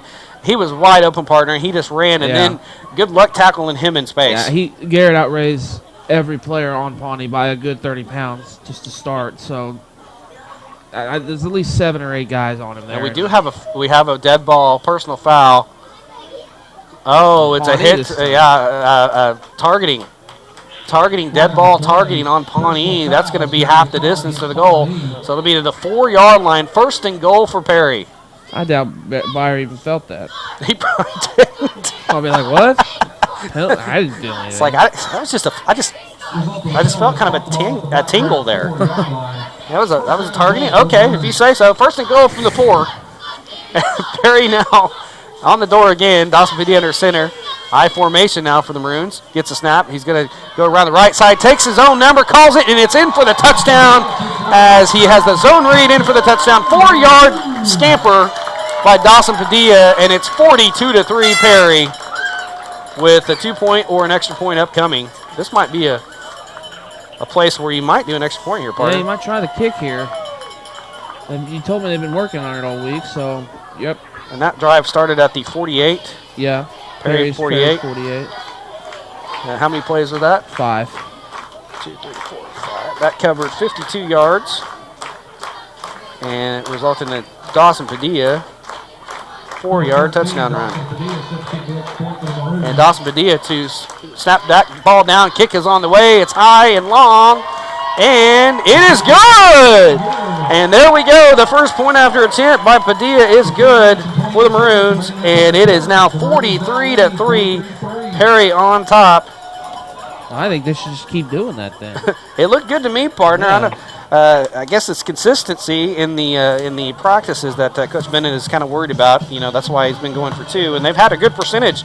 Let's not downplay that. True, good percentage for going for 2 this year. So, you know, everybody's kind of done everything tonight. Everybody's contributed. I mean, look at how many touchdowns we've had. We've got Braden Sweet with a receiving touchdown. We've got rushing touchdown by Brian Hatfield. Colby Mendenhall had a receiving touchdown. Actually, no, he didn't. He had the rushing touchdown. Byer had a rushing touchdown. Byer's got 2 touchdowns. Dawson had a rushing touchdown. Byer's got 2. He's got 2. He's got a fumble recovery for a touchdown. Oh, that's right. Well, so not a rushing touchdown, but you know, you put it there. I mean, he ran the ball in. It's a defensive touchdown. All right, no. Fumble. Sorry. Okay, there we go. So, getting all my papers here. As it is 43-3, and you know, it's not like Perry's trying to run up the score, partner. No. You will start to see a lot of the youngsters start to come in now. I think they'll start bringing them out here. That was like a screen pass, which is essentially a run, and they just all sold out. Pawnee sold out to get Padilla and left Byer all by himself. Oh, he was out there. He was wide on open. The screen, yeah. So it was a 3rd down and 8. No, I don't know if it was 8, but it was a 3rd down play as well. So I am of the school of, hey, you're on the field, stop them. That's I don't the name of the subscribe game. to the running up That's theory. the name of the game. I'm a little different in that regard. Garrett Byer to kick off from his own 40 again. Get ready to put a boot into it. Actually, that's not Garrett Byer. That's Byer's inside. That's Jansen Hartwig with the kick. Kicks it straight down the middle of the field. It's picked up by number 12. That's Matthew Campbell, and he's wrestled down at the 31-yard line. So that is a 5, 10, 15, 20, 25, 30, 34-yard kickoff return with a 1-yard return. And I don't see Jansen on here, so I'm going to have to put Jansen. First down and 10, Pawnee. So first down and 10 for Pawnee. Yes, he's got 1 for 34. First down and 10 for Pawnee at the 32-yard line. Their own 32. Flexbone formation. Nicolette in the shotgun, gets the snap. He's going to hand it to Jared Mitchell around the left side again. Gets across the 30, 35, and he's going to be ushered out of bounds about the 36. Pick up at 4 yards. Hard 4 yards to pick up there. Brings up a 2nd and 6 for Pawnee. Number 6, Brian Hatfield. Brian Hatfield ushered him out of bounds. 3:15 to go in the third quarter. 43-3, 43 unanswered points from the Maroons tonight. It doesn't even seem possible, but yeah, that's crazy. It didn't seem like that in the first quarter, partner. I thought we were in for a long night because Perry couldn't stop Pawnee's Nathan Brock. Nicolette takes his own number across the right side, gets across the 40, falls forward to maybe the 41. I think they just gave him the 40. That's a pickup of 4, brings up a 3rd and 2 for Pawnee. Pawnee has 5 first downs on the night. They are 1 of 10 on 3rd down. So they will have another 3rd down coming up. They gave him 5 yards on the play, so it's 3rd and 1 from the 41-yard line. Break the huddle. Might have been a generous spot there, partner. Nicolette brings him to the line of scrimmage. He's going to be under center now. Takes the snap, he's going to hand it off to, no, he's going to take it himself on the zone read, gets the first down, falls forward to about the 43-yard line, needed 1, he got 2, so it's going to be first down and 10 for Pawnee. And there's a conversion there also that Pawnee needed desperately. They're now 2 of 11 3rd down conversion. So they gave him 4 yards on the play to the 45, 1st and 10 for Pawnee. 2:22 and counting in the third quarter, still a long way to go, still got a quarter to go. But it's all Perry, 43-3 right now. Nicolette in the shotgun formation. Takes a snap. He's going to hand it off to his running back in the backfield, and he's hitting the backfield, and he's going to lose yardage back to about the 40-yard line, about a 5-yard loss. I didn't see who was in on the tackle there. Dylan Buck. Dylan Buck and Austin Reyes in there to clean it up, I think. And we'll give Dylan the initial hit, so he's going to have a 5-yard loss on the play. So it brings up 2nd and 15 upcoming for Pawnee. Who was that on the carry, partner? I think that was either Lees or Mitchell. I didn't see a number because he was hit so hard and driven back. So 2nd and 15 upcoming for Pawnee. Nicolette in the shotgun formation. Flexbone again. Gets a snap, back to pass. Takes about 5 steps, throws short. That's Kalen Biddy. He's caught at the 48-yard line. 8-yard pickup. It's going to bring up a 3rd and 7 for Pawnee. Nice tackle in space there by Drake Dell for Perry. Yeah, that's very nice because Libby goes 6'4", 190. Or Biddy, excuse me. Biddy. Kalen Biddy, 6'4", 190 junior. A very good basketball player in his own right, too, but there's a lot of people in Pawnee that are pretty good basketball players. Yeah, there's one that played Oklahoma State for a while. Well, what's his name? Mr. Keaton Page. Yeah. Our alma mater. Downtown Keaton Page. Pawnee Pistol. 3rd and 6. I'll call it 3rd and 7. That's a 3rd and 7 from my vantage point. Under a minute to go, third quarter. Nicolette in the shotgun formation. Flexbone again. Got 2 receivers, one to the near, one to the far. Back to pass, fires short. That's caught by Biddy. No, it's dropped. And he just flat dropped it. Yeah, he just looked like he was juggling it for a second. Like he was going to end up with the catch. Just flat dropped it. He was wide open on that slant route from the left side of the line of scrimmage. And it's going to be 4th down, and Pawnee's going to have to punt.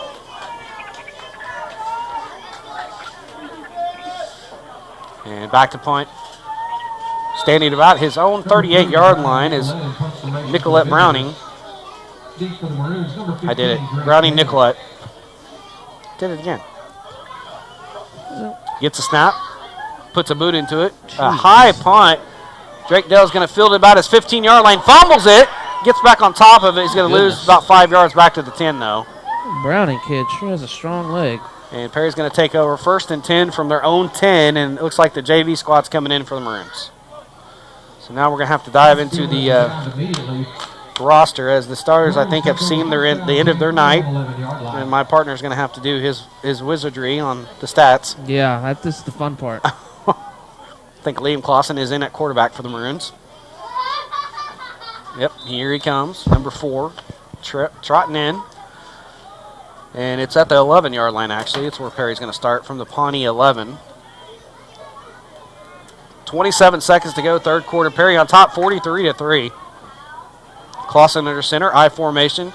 Gets a snap, hands it off. That's Mason Taylor up the middle over the right side. Might have got to the 12. But I think he stopped for no gain, so we're going to call it 2nd and 10 from the 11. And that's probably going to be the last snap of the third quarter. And Perry's on top 43-3. And indeed, that will be the last snap of the third quarter as there's 2 and 1. We go to the fourth quarter. Your Maroons on top 43-3 at homecoming here at Danielsfield. You're listening to Perry Maroon Football on Triple Play Sports.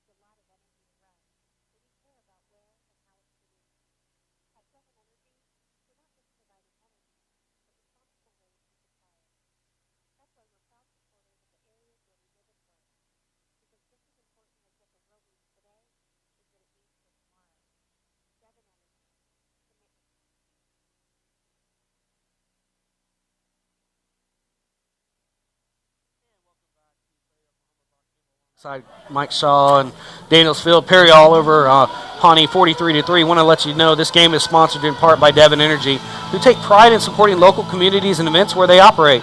Visit devonenergy.com today to learn more about how they're one of the world's leading oil and natural gas producers. Devon Energy commitment runs deep, and there's a play on the right side given, I think that was to Mason Taylor again. Not much doing there, as it's going to bring up a 2nd and long upcoming. He actually lost a yard, so we're going to call it 3rd and 11 for the Maroons. Actually, a 1-yard loss moves it back to the 9. So I guess the ball was at the 10, so it's 3rd and 12 for Perry. He gave him a 2-yard loss then. 3rd and 12 upcoming for the Maroons. Liam Clausen under center. Takes a snap, back to pass is Liam. He looks for Skubanek. Skubanek is defended well, double covered. The pass falls incomplete. And it's going to be 4th down for Perry. As Pawnee's going to force another punt, as Garrett Byer's going to come out. He has 1 punt of the night, 31 yards. And he's going to be standing in his end zone, punting back to Brownie Nicolette, standing at the Perry Maroon 40-yard line. Just underway, fourth quarter. Perry on top 43-3. And going to go to 2-0 in the district, 4-1 on the year. And then they're going to get ready to face 2 very, very formidable opponents the next 2 weeks. Absolutely. Cashin, anytime you put up 80 points on an opponent, that's eye-opening. We've got a dead ball here. Let's see what we got. Got a timeout. Perry's going to take a timeout. And we're going to take one with him. You're listening to Perry Maroon Football on Triple Play Sports.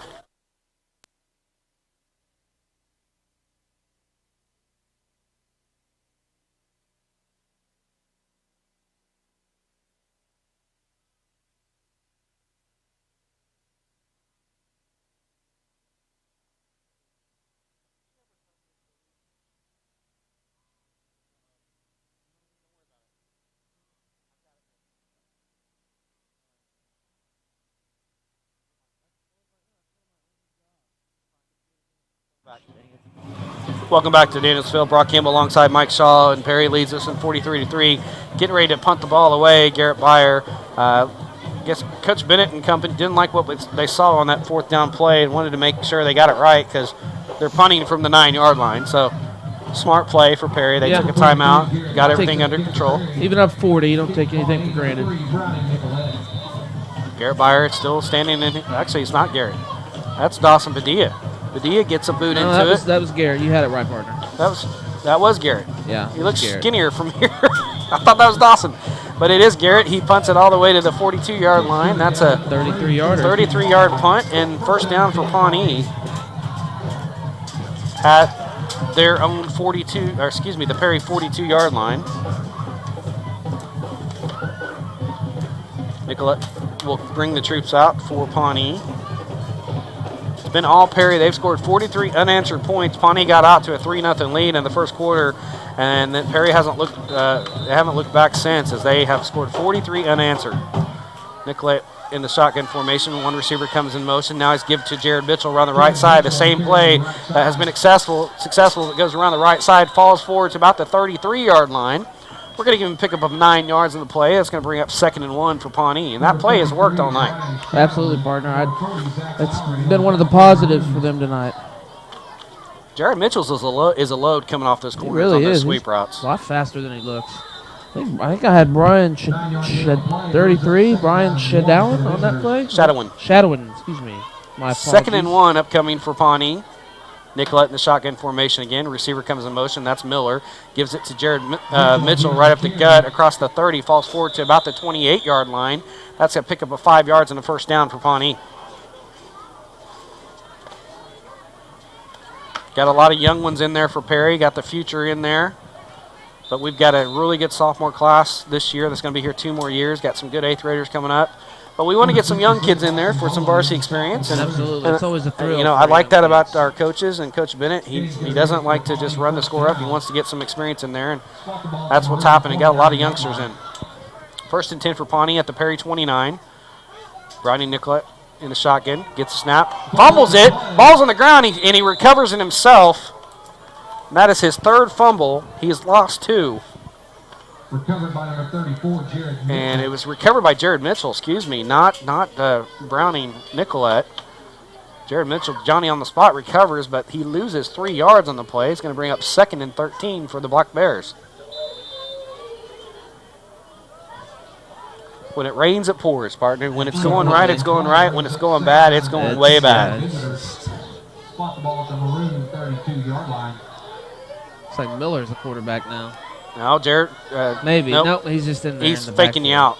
Look at that formation. Tight formation, very tight with Nicolette in the shotgun formation. Takes his, calls his own number around the right side. Still going, makes a couple miss, gets across the 20-yard line, falls forward to about the 18.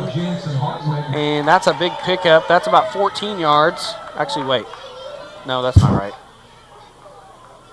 They're on the 32. He needed 13. I think he got 12. Got to the 32. He got 13. He's right at the sticks. Did they give him the first down? They gave him the first down. They did. Well, that was an interesting formation partner. They had 2 wings set up on the boundary side. That was interesting. First down and 10 from the Maroon 19-yard line on the 13-yard carry by Brownie Nicolette. He'll go into center now. Takes a snap. He's going to call his own number right up the center. He's going to fall forward across the 15 to about the 11. Gosh, got 8 yards right up the gut. Yeah, they saw something there that they exploited. So 2nd and 2 upcoming for Pawnee, it looks like. Actually, they gave him 6. Excuse me. 2nd and 4 from the 13 upcoming for Pawnee. 8:35 and counting. Perry leads this one 43-3. As Brady Nicolette brings it to the line of scrimmage again. Shotgun formation, 2 receivers, one to the near, one to the far. Receiver comes in motion. That is Miller. Now he's going to hand it off. Same play. That's Mitchell around the left side, and he gets the corner, gets across to the end zone. That's touchdown. That's a 13-yard touchdown run by Jared Mitchell around the left side for Pawnee, and Pawnee strikes for a touchdown. Jared Mitchell goes around the left side for the touchdown, and it's 43-9. With the conversion upcoming for Pawnee.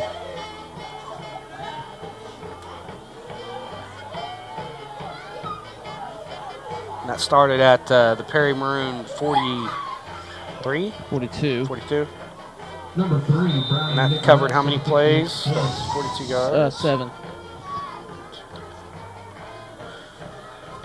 Brownie Nicolette back to attempt a point. Snap back, ball down, kick is on the way. It is high and long. And it is good. So with 8:14 to go in the ball game, Perry now leads us with 43-10. You're listening to Perry Maroons football on Triple Play Sports.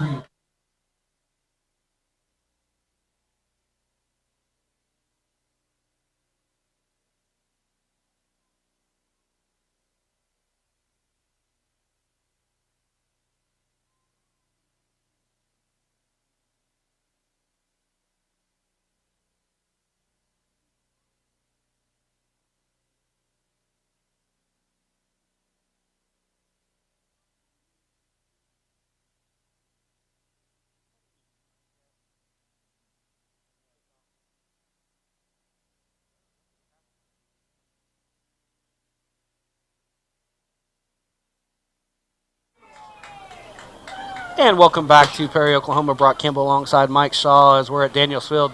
Pawnee has now scored to make it 43-10. 13-yard touchdown run around the left side for Jared Mitchell for the Black Bears. Point after attempt by Brownie Nicolette was good, and we're at 43-10. Perry now leads with 8:14 to go in the ball game. Pawnee no doubt going to try an onside kick here. We've got the hands team out there for the Maroons. So the starters are back in for this kickoff. And Brownie Nicolette back to kick off from his own 40. Not showing onside yet, but surely they would. There's whistled play in action, and they're not gonna onside kick. It's just it's a short pooch kick actually, fielded at the 45-yard line by Brian Hatfield. That's where Perry's going to take over from their own 45. 1st and 10 for the Maroons. Might as well have done an onside kick if that's what you were going to end up with.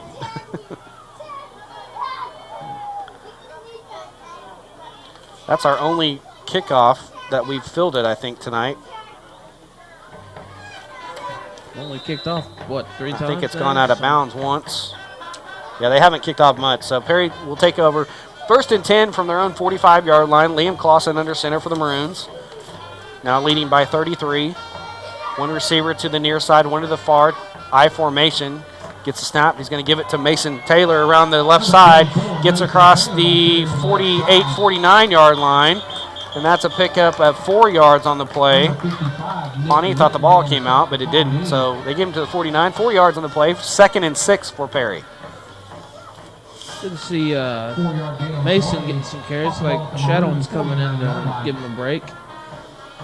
Nice to see Mason back on the sideline. Yeah. He's gotten healthy this year finally, and Coach Bennett still coaching him up 33. Clausen brings him to the line of scrimmage. One receiver to the near, one to the far. I formation. Clausen under center, gets the snaps, going to hand it off. That looks like Crow. He falls forward to about the 49-yard line. Got a pick up a 2 on the play. Brings up a 3rd and 4 upcoming. 33. 33, that was Brian Shadowin, excuse me. Brian Shadowin with the carry. 3rd down and 4 for Perry at the Pawnee 49-yard line. I'd like to see the JV get a score here. Yeah, that would give them a little confidence. They've awesome. had a rough season this year. 2 receivers, one to the near, one to the far. I formation. Clausen gets the snap. He's going to give it to Shadowin around the right side. And he's going to be stacked up at midfield. He's going to probably lose a yard. That's going to bring up a 4th and 5 upcoming for Perry. It's tough when you're going against the other team's first team because they don't have the numbers to employ a second team. Pawnee's got another injured player down. Good grief. We'll keep it right here as we've got our timeouts in. Oh, that's Stevens, too.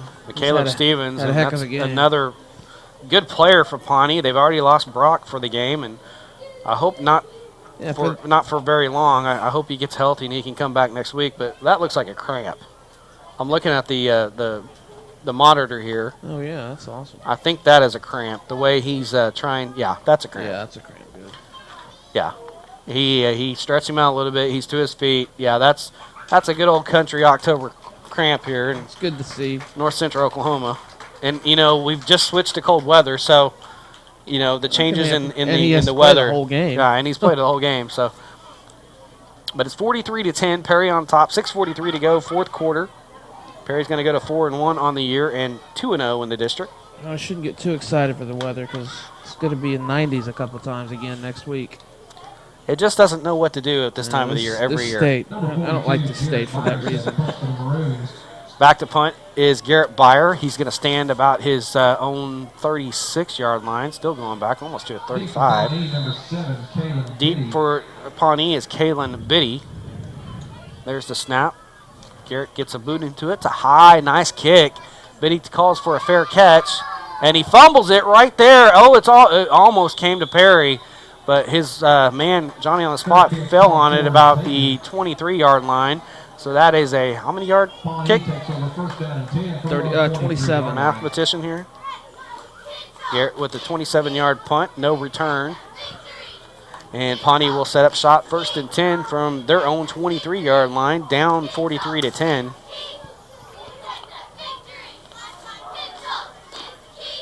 Brownie Nicolette brings it to the line of scrimmage again. He's got that flex bone look again.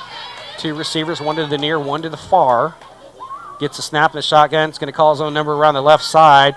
Gets across the 35, or excuse me, 25. Falls forward about the 20, we'll call it the 27-yard line. Let's pick up 4 yards in the play. Brings up a 2nd and 6 upcoming for Pawnee. As the clock continues to roll, 6:19 and counting. 4-yard gain on the play brings up 2nd down and 6 for the visitors. Rodney Nicolette brings us to the line of scrimmage once again. 2nd down and 6 for the Black Bears. 1 receiver set to the far, 1 to the near. 1 back set, just kind of flanking Nicolette. Now receiver comes in motion. He's going to give it to, that's Jared Mitchell again around the right side. Makes a man miss, falls forward to about the 35-yard line. We've got a skirmish here at midfield between Clausen and another player for Pawnee. Gets up to the 45, excuse me, 35. That is a good, it's good for a 1st down. That's an 8-yard pickup and a 1st down for Pawnee. Mitchell's running the ball really well tonight. Even early on when he gets the starters. Pawnee has it, 1st and 10, excuse me, partner, at their own 35-yard line. 5:35 and counting. I think everybody just wants to get this one over with. No more injuries. Do they do a running clock? Not in 2A that I've known, unless it's, I've never seen it. Yeah, it'd have to be maybe like 83-10. Flexbone formation again. Nicolette gets the snap. He's going to call his own number around the right side. Gets a block. Gets across the 40-yard line. Falls forward to about the 42-yard line, we'll call it. That's a 7-yard pickup, and it brings up a 2nd and 3 for Pawnee.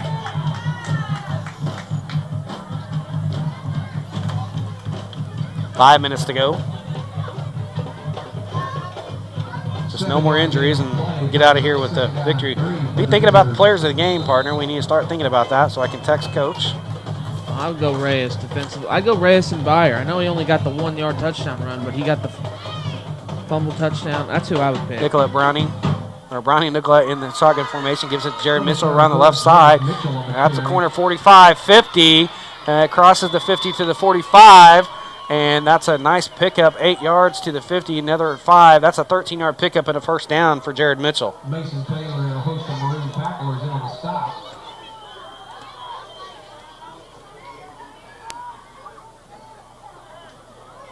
Spot the ball at the Maroon 43-yard line.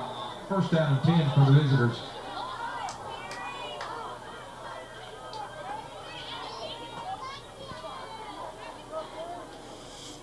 First down and 10 for Pawnee at the Perry Maroon 43-yard line. Actually gave him 15 yards on the pickup. Nicolette gets the snap. It's low, but he calls his own number, retrieves the ball, goes up the middle of the field, and gets what he could. Probably about, we'll give him 2 yards on the play to the 41, maybe 1 yard to the 42. That's where they're marking. 1 yard to the 42-yard line, so 2nd and 9 upcoming for Pawnee. 2-yard gain on the play. Byer got the 1-yard touchdown. He also got 56 yards receiving on 4 receptions, partner. So he kind of been an all-around, maybe like an all-purpose player of the game. Well, we've got an overall, we've got an offensive and a defensive player of the game. We don't usually do 3. I do 3 every week. I just don't do their overall. Here's the play again, back in formation. Around the right side, Jared Mitchell gets that same play that's been working. But nice defense there by Perry as ushered out of bounds. Liam Clausen stayed home at his corner position. Mitchell got to the, 37-yard line, so give him a pick by 4. That'll bring up a 3rd and 4 upcoming for Pawnee. Spot the ball at the Maroon 37-yard line. 3rd down and 3 for Pawnee. I just got what you mean, partner. I've been thinking about what you said. When you want 3 different players? Yeah, we do an overall and offensive and defense. That's what I do for max prep. So we need to think of overall too. I would say Reyes then. There's a snap. Garrett Mitchell dropped the ball, and Nicolette had to fall on it. He tried to hand it off to Jared Mitchell right up the middle, but he forgot to take the ball with him. And that's going to be a loss of about 2 yards on the play back to the, let's see, that's the 42-yard line. Actually, a loss of 4. That's going to bring up a 4th and about 6 upcoming for Pawnee. And another failed conversion on 3rd down. 2 of 13 tonight for the Black Bears. That is a problem. Under 3 minutes and counting. Nicolette in the shotgun formation, 4th and 6 upcoming. Takes a snap, back to passes Nicolette. Under pressure, now he's flushed. And nice tackle there in open field by Jansen Hartwig. As he didn't let him get to the first down sticks, got to about the 40-yard line.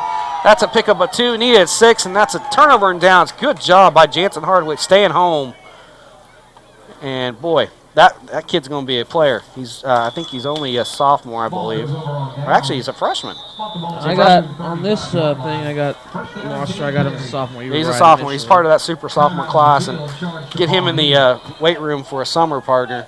He's going to be looking like Luke Vollmer next year. So, Luke has. He was one of the guys that impressed me that put on a lot of muscle and weight this summer. And for that matter, you look at everybody. Braden Sweet, Joe Rupp, Garrett Byer, all those guys, Devin Blancett, Dylan Buck, all those guys, Austin Reyes, they all got huge over the summer. And I didn't even recognize our team. And, boy, I saw that first practice part, and it's proven me right. This is going to be a pretty good year for Perry, and so far it is. Yeah, and that's where it starts, is in the weight room, in the summer, sweating, working with your teammates. It's a bonding thing, that kind of sweating with your teammates. And that's where it starts, and it pays off. And this is when it pays off. You see the product of the field, see the results, the fruits of their labor, as they say. So we'll go Austin Reyes, overall player of the game. Yeah, he had 2 sacks, 3 tackles for loss, the interception, 3 total tackles, really. Okay, he'll be the player of the overall player of the game. The offensive player of the game will be Garrett Byer, and the defensive player of the game will be Austin Reyes. Yeah, so we'll go. Actually, is there anybody who else is in defensively? I don't want to give it both. I mean, Spencer Hartwig had a sack. Hatfield had 6 total tackles. Okay, we'll just keep it like it is, and it's 43-10, 2:20 to go. Perry takes over on downs from the 35-yard line, their own 35. Liam Clausen now under center. Looks like Tantor Rhodes is in, gets the snap. He's going to hand it off to the first man through. Didn't see the number, but he didn't get any. That might be Crow. Yeah, it's Crow. 32. That's Clifton Crow. Gets back to the original line of scrimmage. No gain. Actually, they gave him 2 yards. Generous 2 yards. 2nd and 8 upcoming for Perry. Under 2 to go before this one commences. Clausen brings him to the line of scrimmage. 2nd and 8 for Perry.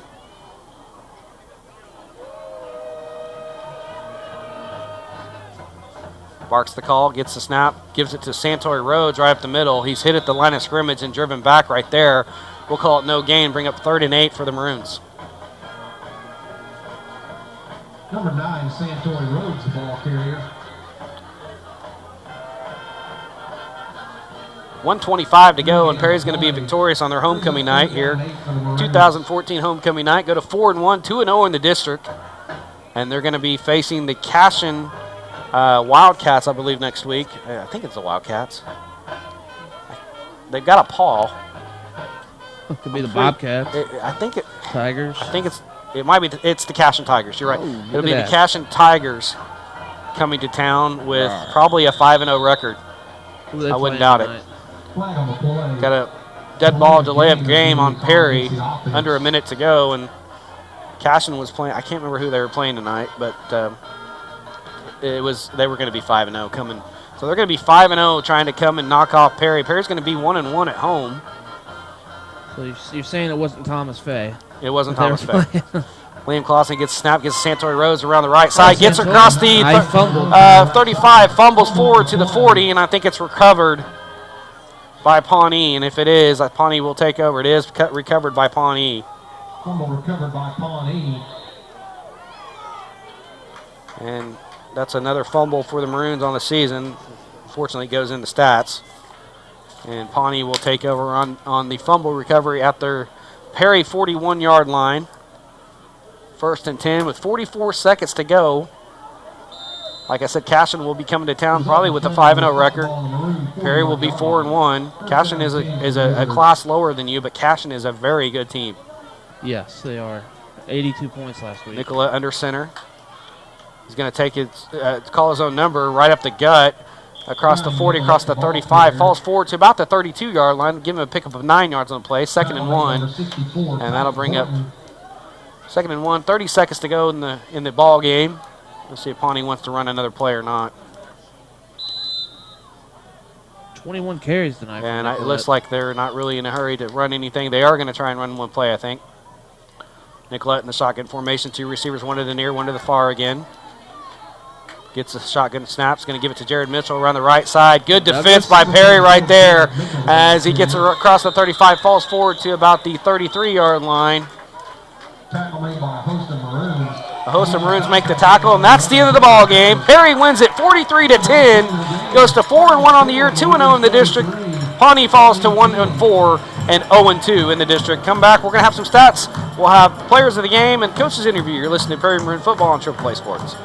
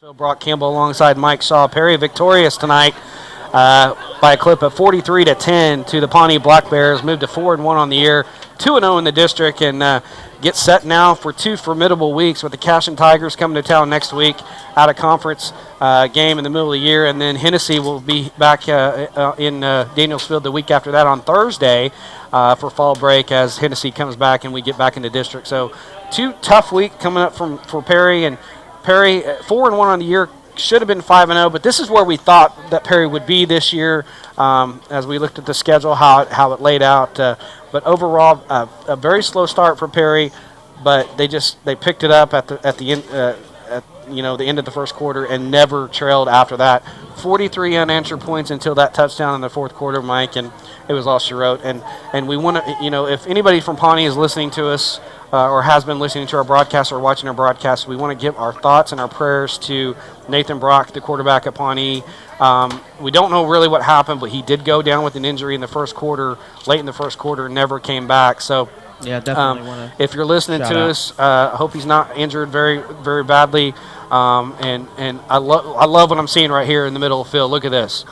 Everybody's getting together, both teams getting together, praying. They're going to get in a huddle together and break it down. This is sportsmanship right here. You just got beat 43-10. Yeah, and you just beat a team 43-10, and look what's happening. If I was on the opposite side of that, Brock, I'm not sure how inclined I'd be to be in that huddle. I'm going to give credit to Pawnee players. I was a little angry as a teenager. I would have said no, thank you, coach. I'm going to the locker room. They're getting together and praying at midfield, and this is okay. I have to say this. This is the class of our coaching staff that we have right now.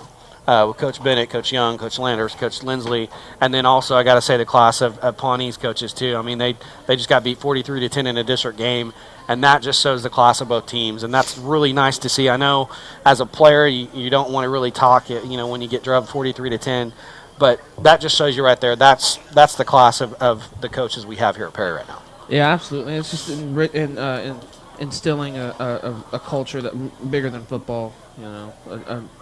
More than the game? Exactly. Is that what you're saying? Like the movie. Do the plug in there for the movie? Yeah. Jim Caviezel. How about we do the recap of the scoring here? First quarter, 8:07 left in the first quarter. Pawnee got a 42-yard field goal from Bronny Nicolette, made the score 3-0. Second quarter, Perry finally got on the board, 11:08 to go. They had a Garrett Byer fumble recovery, 10-yard jaunt into the end zone. Dawson Padilla's 2-point conversion was no good. That made the score 6-3. 8:35, Perry got on the board again, started at their own 38, covered 3 plays, 62 yards, resulted in a Colby Mendenhall 53-yard touchdown around the right side. Garrett Byer's 2-point conversion was good. That made the score 14-3 Perry. 3:16 to go. Perry got on the board again from their own 40. That took 6 plays, covered 60 yards, resulted in a Dawson Padilla 25-yard touchdown pass to Braden Sweet. And the 2-point conversion was no good, made the score 20-3 Perry. And 1:35 to go in the second quarter. Perry got on the board. Pawnee started at the Pawnee 25-yard line. One play, 23 yards. 25 yards. Started at the 25. And the Brian Hatfield 25-yard touchdown. 2-point conversion. Hatfield was good. Made the score 28-3 at halftime for Perry. 6:24 left in the third quarter. Perry started at the Pawnee 15. That covered only 4 plays. That had 15 yards. Touchdown run. That was Garrett Byer, 1-yard touchdown run. Dawson Padilla to Joe Rupp. 2-point conversion was good. They made the score 36-3 Perry. 3:28. Perry back on the board. Started at their 48-yard line. Covered 5 plays, 52 yards. Touchdown. Padilla, 4-yard touchdown run. Padilla's point after attempt was good. That made the score 40. Let's see what that was. 43-3 Perry. And then back in 8:14 left in the fourth quarter, Pawnee got a 13-yard touchdown run by Jared Mitchell. Point after attempt by Nicolette was good. That's the final score, 43-10 Perry. And we're going to go ahead and we're going to take a timeout. We'll come back with some interviews, the coaches and some players. You're listening to Perry Maroon Football and Triple Play Sports.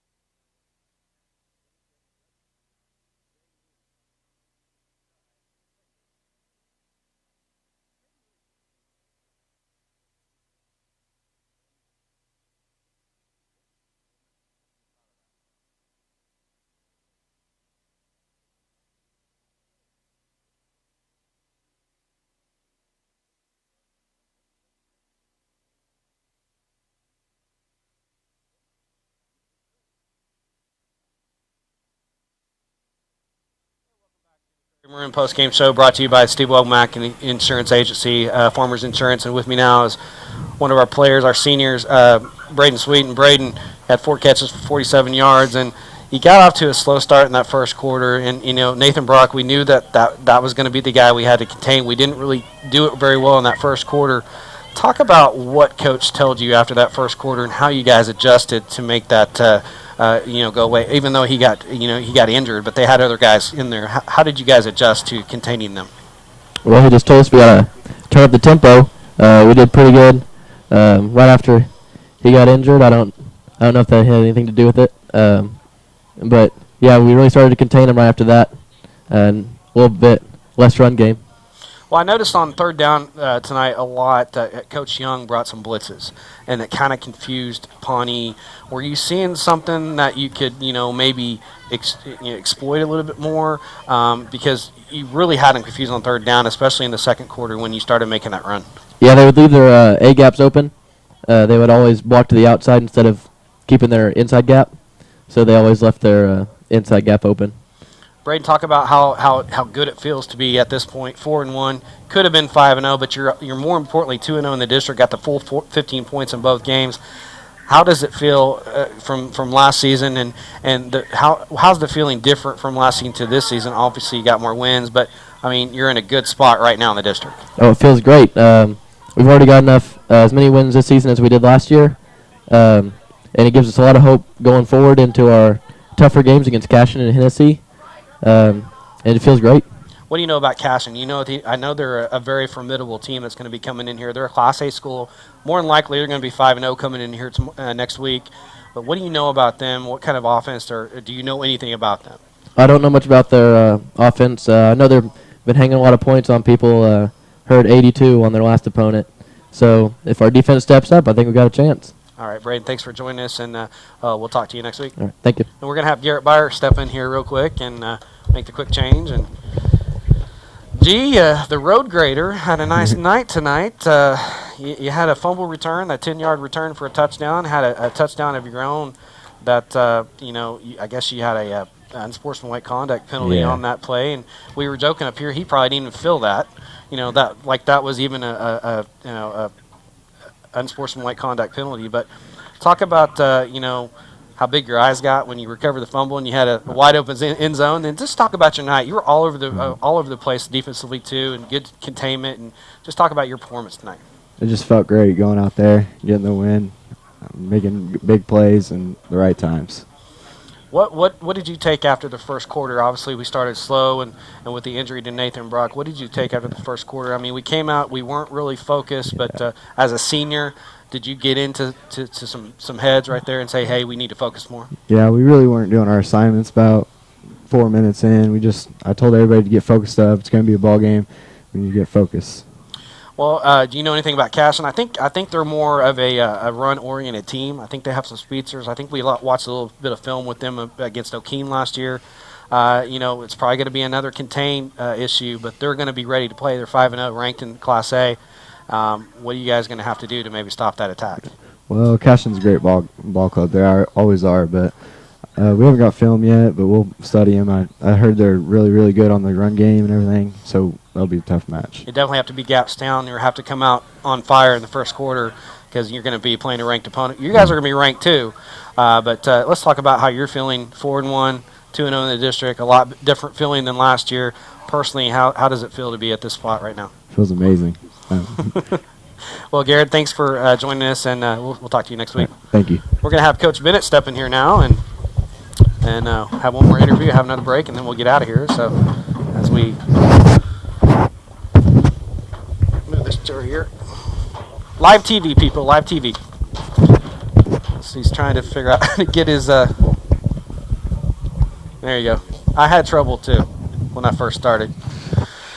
Well, Coach, you got a big victory, 43-10, and what you were worried about kind of happened in the first quarter. We didn't come out guns blazing at all, and got to give it up to Nathan Brock. He was doing his thing. What we saw on film, but we were just not gap sound. And what was your message after the first quarter? After unfortunately he was injured. Right. I mean he's a good athlete, and obviously we feel bad. Obviously anyone getting hurt like that.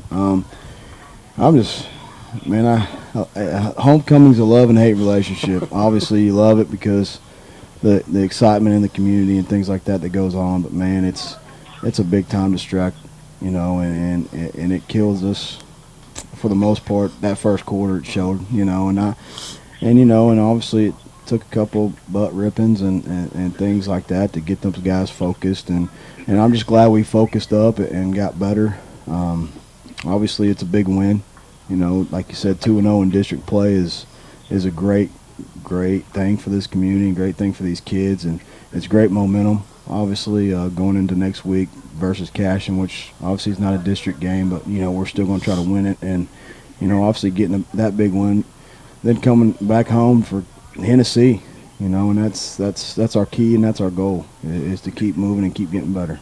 Let's talk about how Pawnee was able to move the ball in the first quarter. What were we doing wrong? Were we just not gap sound, or what would what were in your mind, in Coach Young's mind too? What were we not doing to allow those big runs, especially that first run? It was 20-yarder. We weren't keying on our keys. That's a lot of it. A lot of it was we got too busy watching the motion stuff, and we talked about that all week. Is focusing on your keys. Don't get caught up in the motion stuff.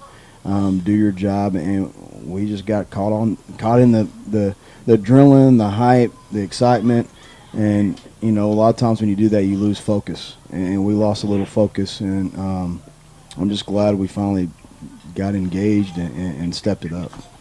Well, when this team gets going, they're hard to stop. We've seen that week in and week out, and having said that, you got a really good Cashion team coming to town next week. Probably going to be 5-0. I can't remember who they were playing, but I think they're going to be 5-0 tonight.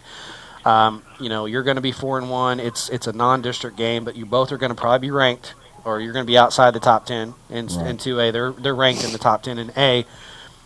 What do we know about them? I think they usually have a couple guys that they're speedsters or something like that, and they put 82 on Crescent. So we know all we need to know right there. We won 47. What are we going to try to do next week against the Tigers? They're going to be a spread team, and they've been like that forever.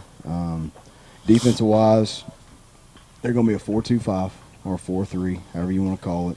It depends what formation we give them. We're just going to take it 1 week at a time and just keep getting better at what we do.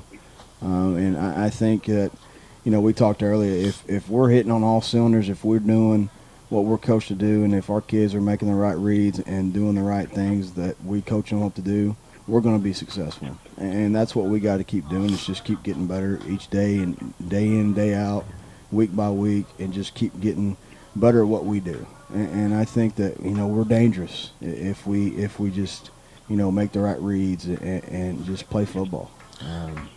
But I'm excited. I mean, it's exciting. 4-1's exciting. Yeah. It's a good feeling. It's exciting. At this point, we weren't here. No. At this point last year. No, last year was rough, man. Last year was really rough, and this year's exciting. The enthusiasm's high, and obviously it makes those Saturdays a lot easier to work and more funner, and it makes those practices a lot funner too. Just winning and getting better. Well, Coach, I know you didn't like how it started, but you liked how it ended. We got it going, and appreciate you coming up here and spending a couple minutes with me, and we'll talk to you next week. Thank you. I appreciate it. Thank you. That's Coach Cameron Bennett, the Perry Maroon postgame show, along with Braden Sweet and Garrett Byer. Keep it right here. We're going to have one more break. We're going to come back. We'll wrap it up. You're listening to Perry Maroon Football on Triple Play Sports.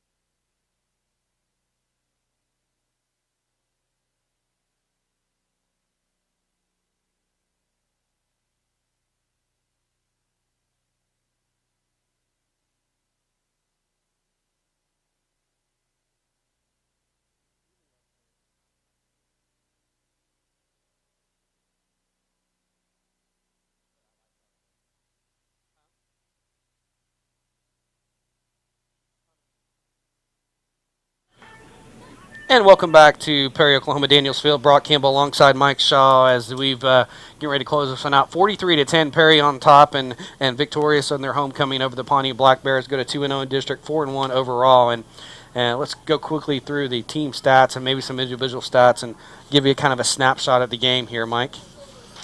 Thanks, Brock. As always, start with the away team first. They had 216 total yards, only 20 through the air.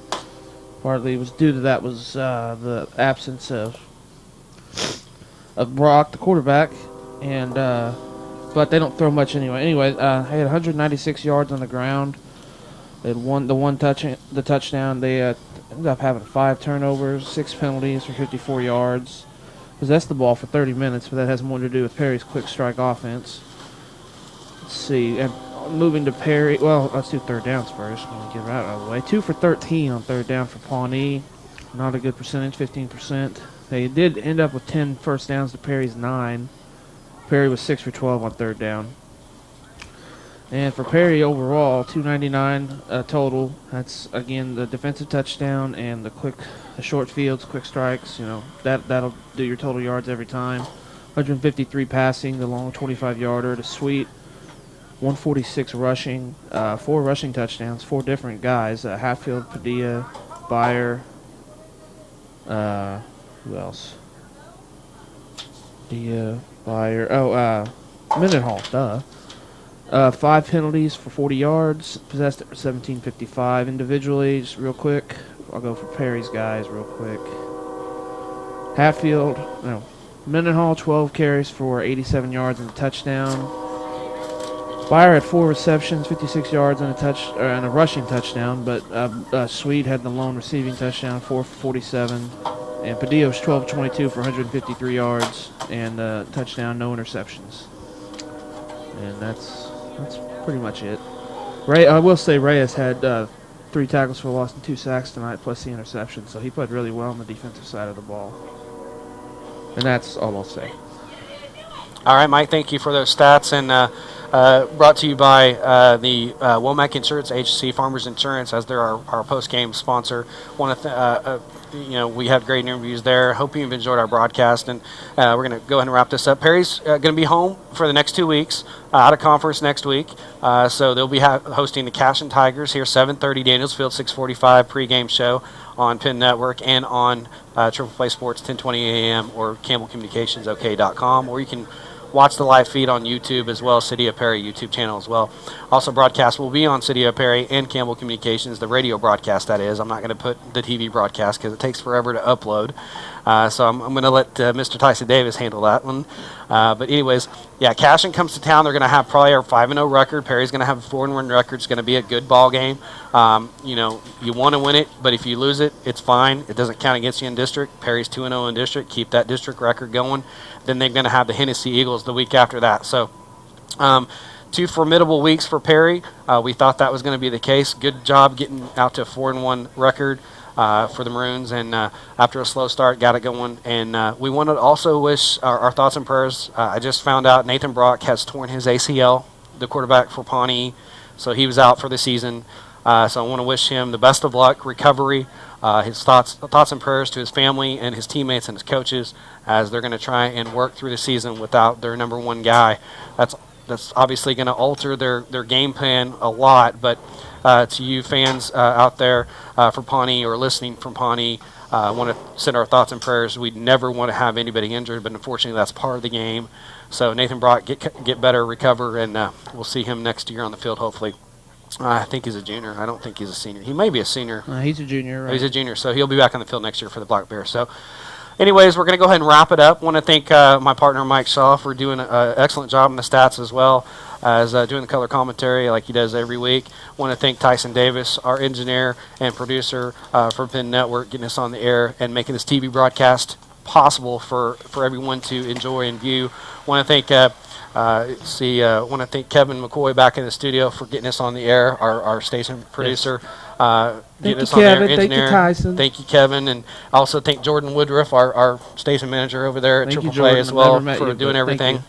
I also want to thank you, the fans, the alumni that are listening to us. And I know our voices aren't the greatest, but, hey, we are up here doing the best we can. But we thank you for listening to our voices and wanting to listen to our voices and watching our ugly mugs on TV and everything. So it's our second broadcast. It's gone a lot better than the first one. So we're going to continue getting better and better and bring you more improvement in broadcasting Perry Maroon athletics for you. So we hope you enjoy it. So any final thoughts, sir, Mike? Nope. No thoughts. He's not the best color man in the nation for nothing, ladies and gentlemen. But we're going to go ahead and wrap it up. Perry wins this one 43-10 to move to 4-1 on the year, 2-0 in district play. Pawnee falls to 1-4 and 0-2 in district. Until we talk to you next week, 6:45 pregame, 7:30 kick. The Cashin Tigers will be right here at Daniels Field. You've been listening and watching Perry Maroon football on Triple Play Sports and Penn Network.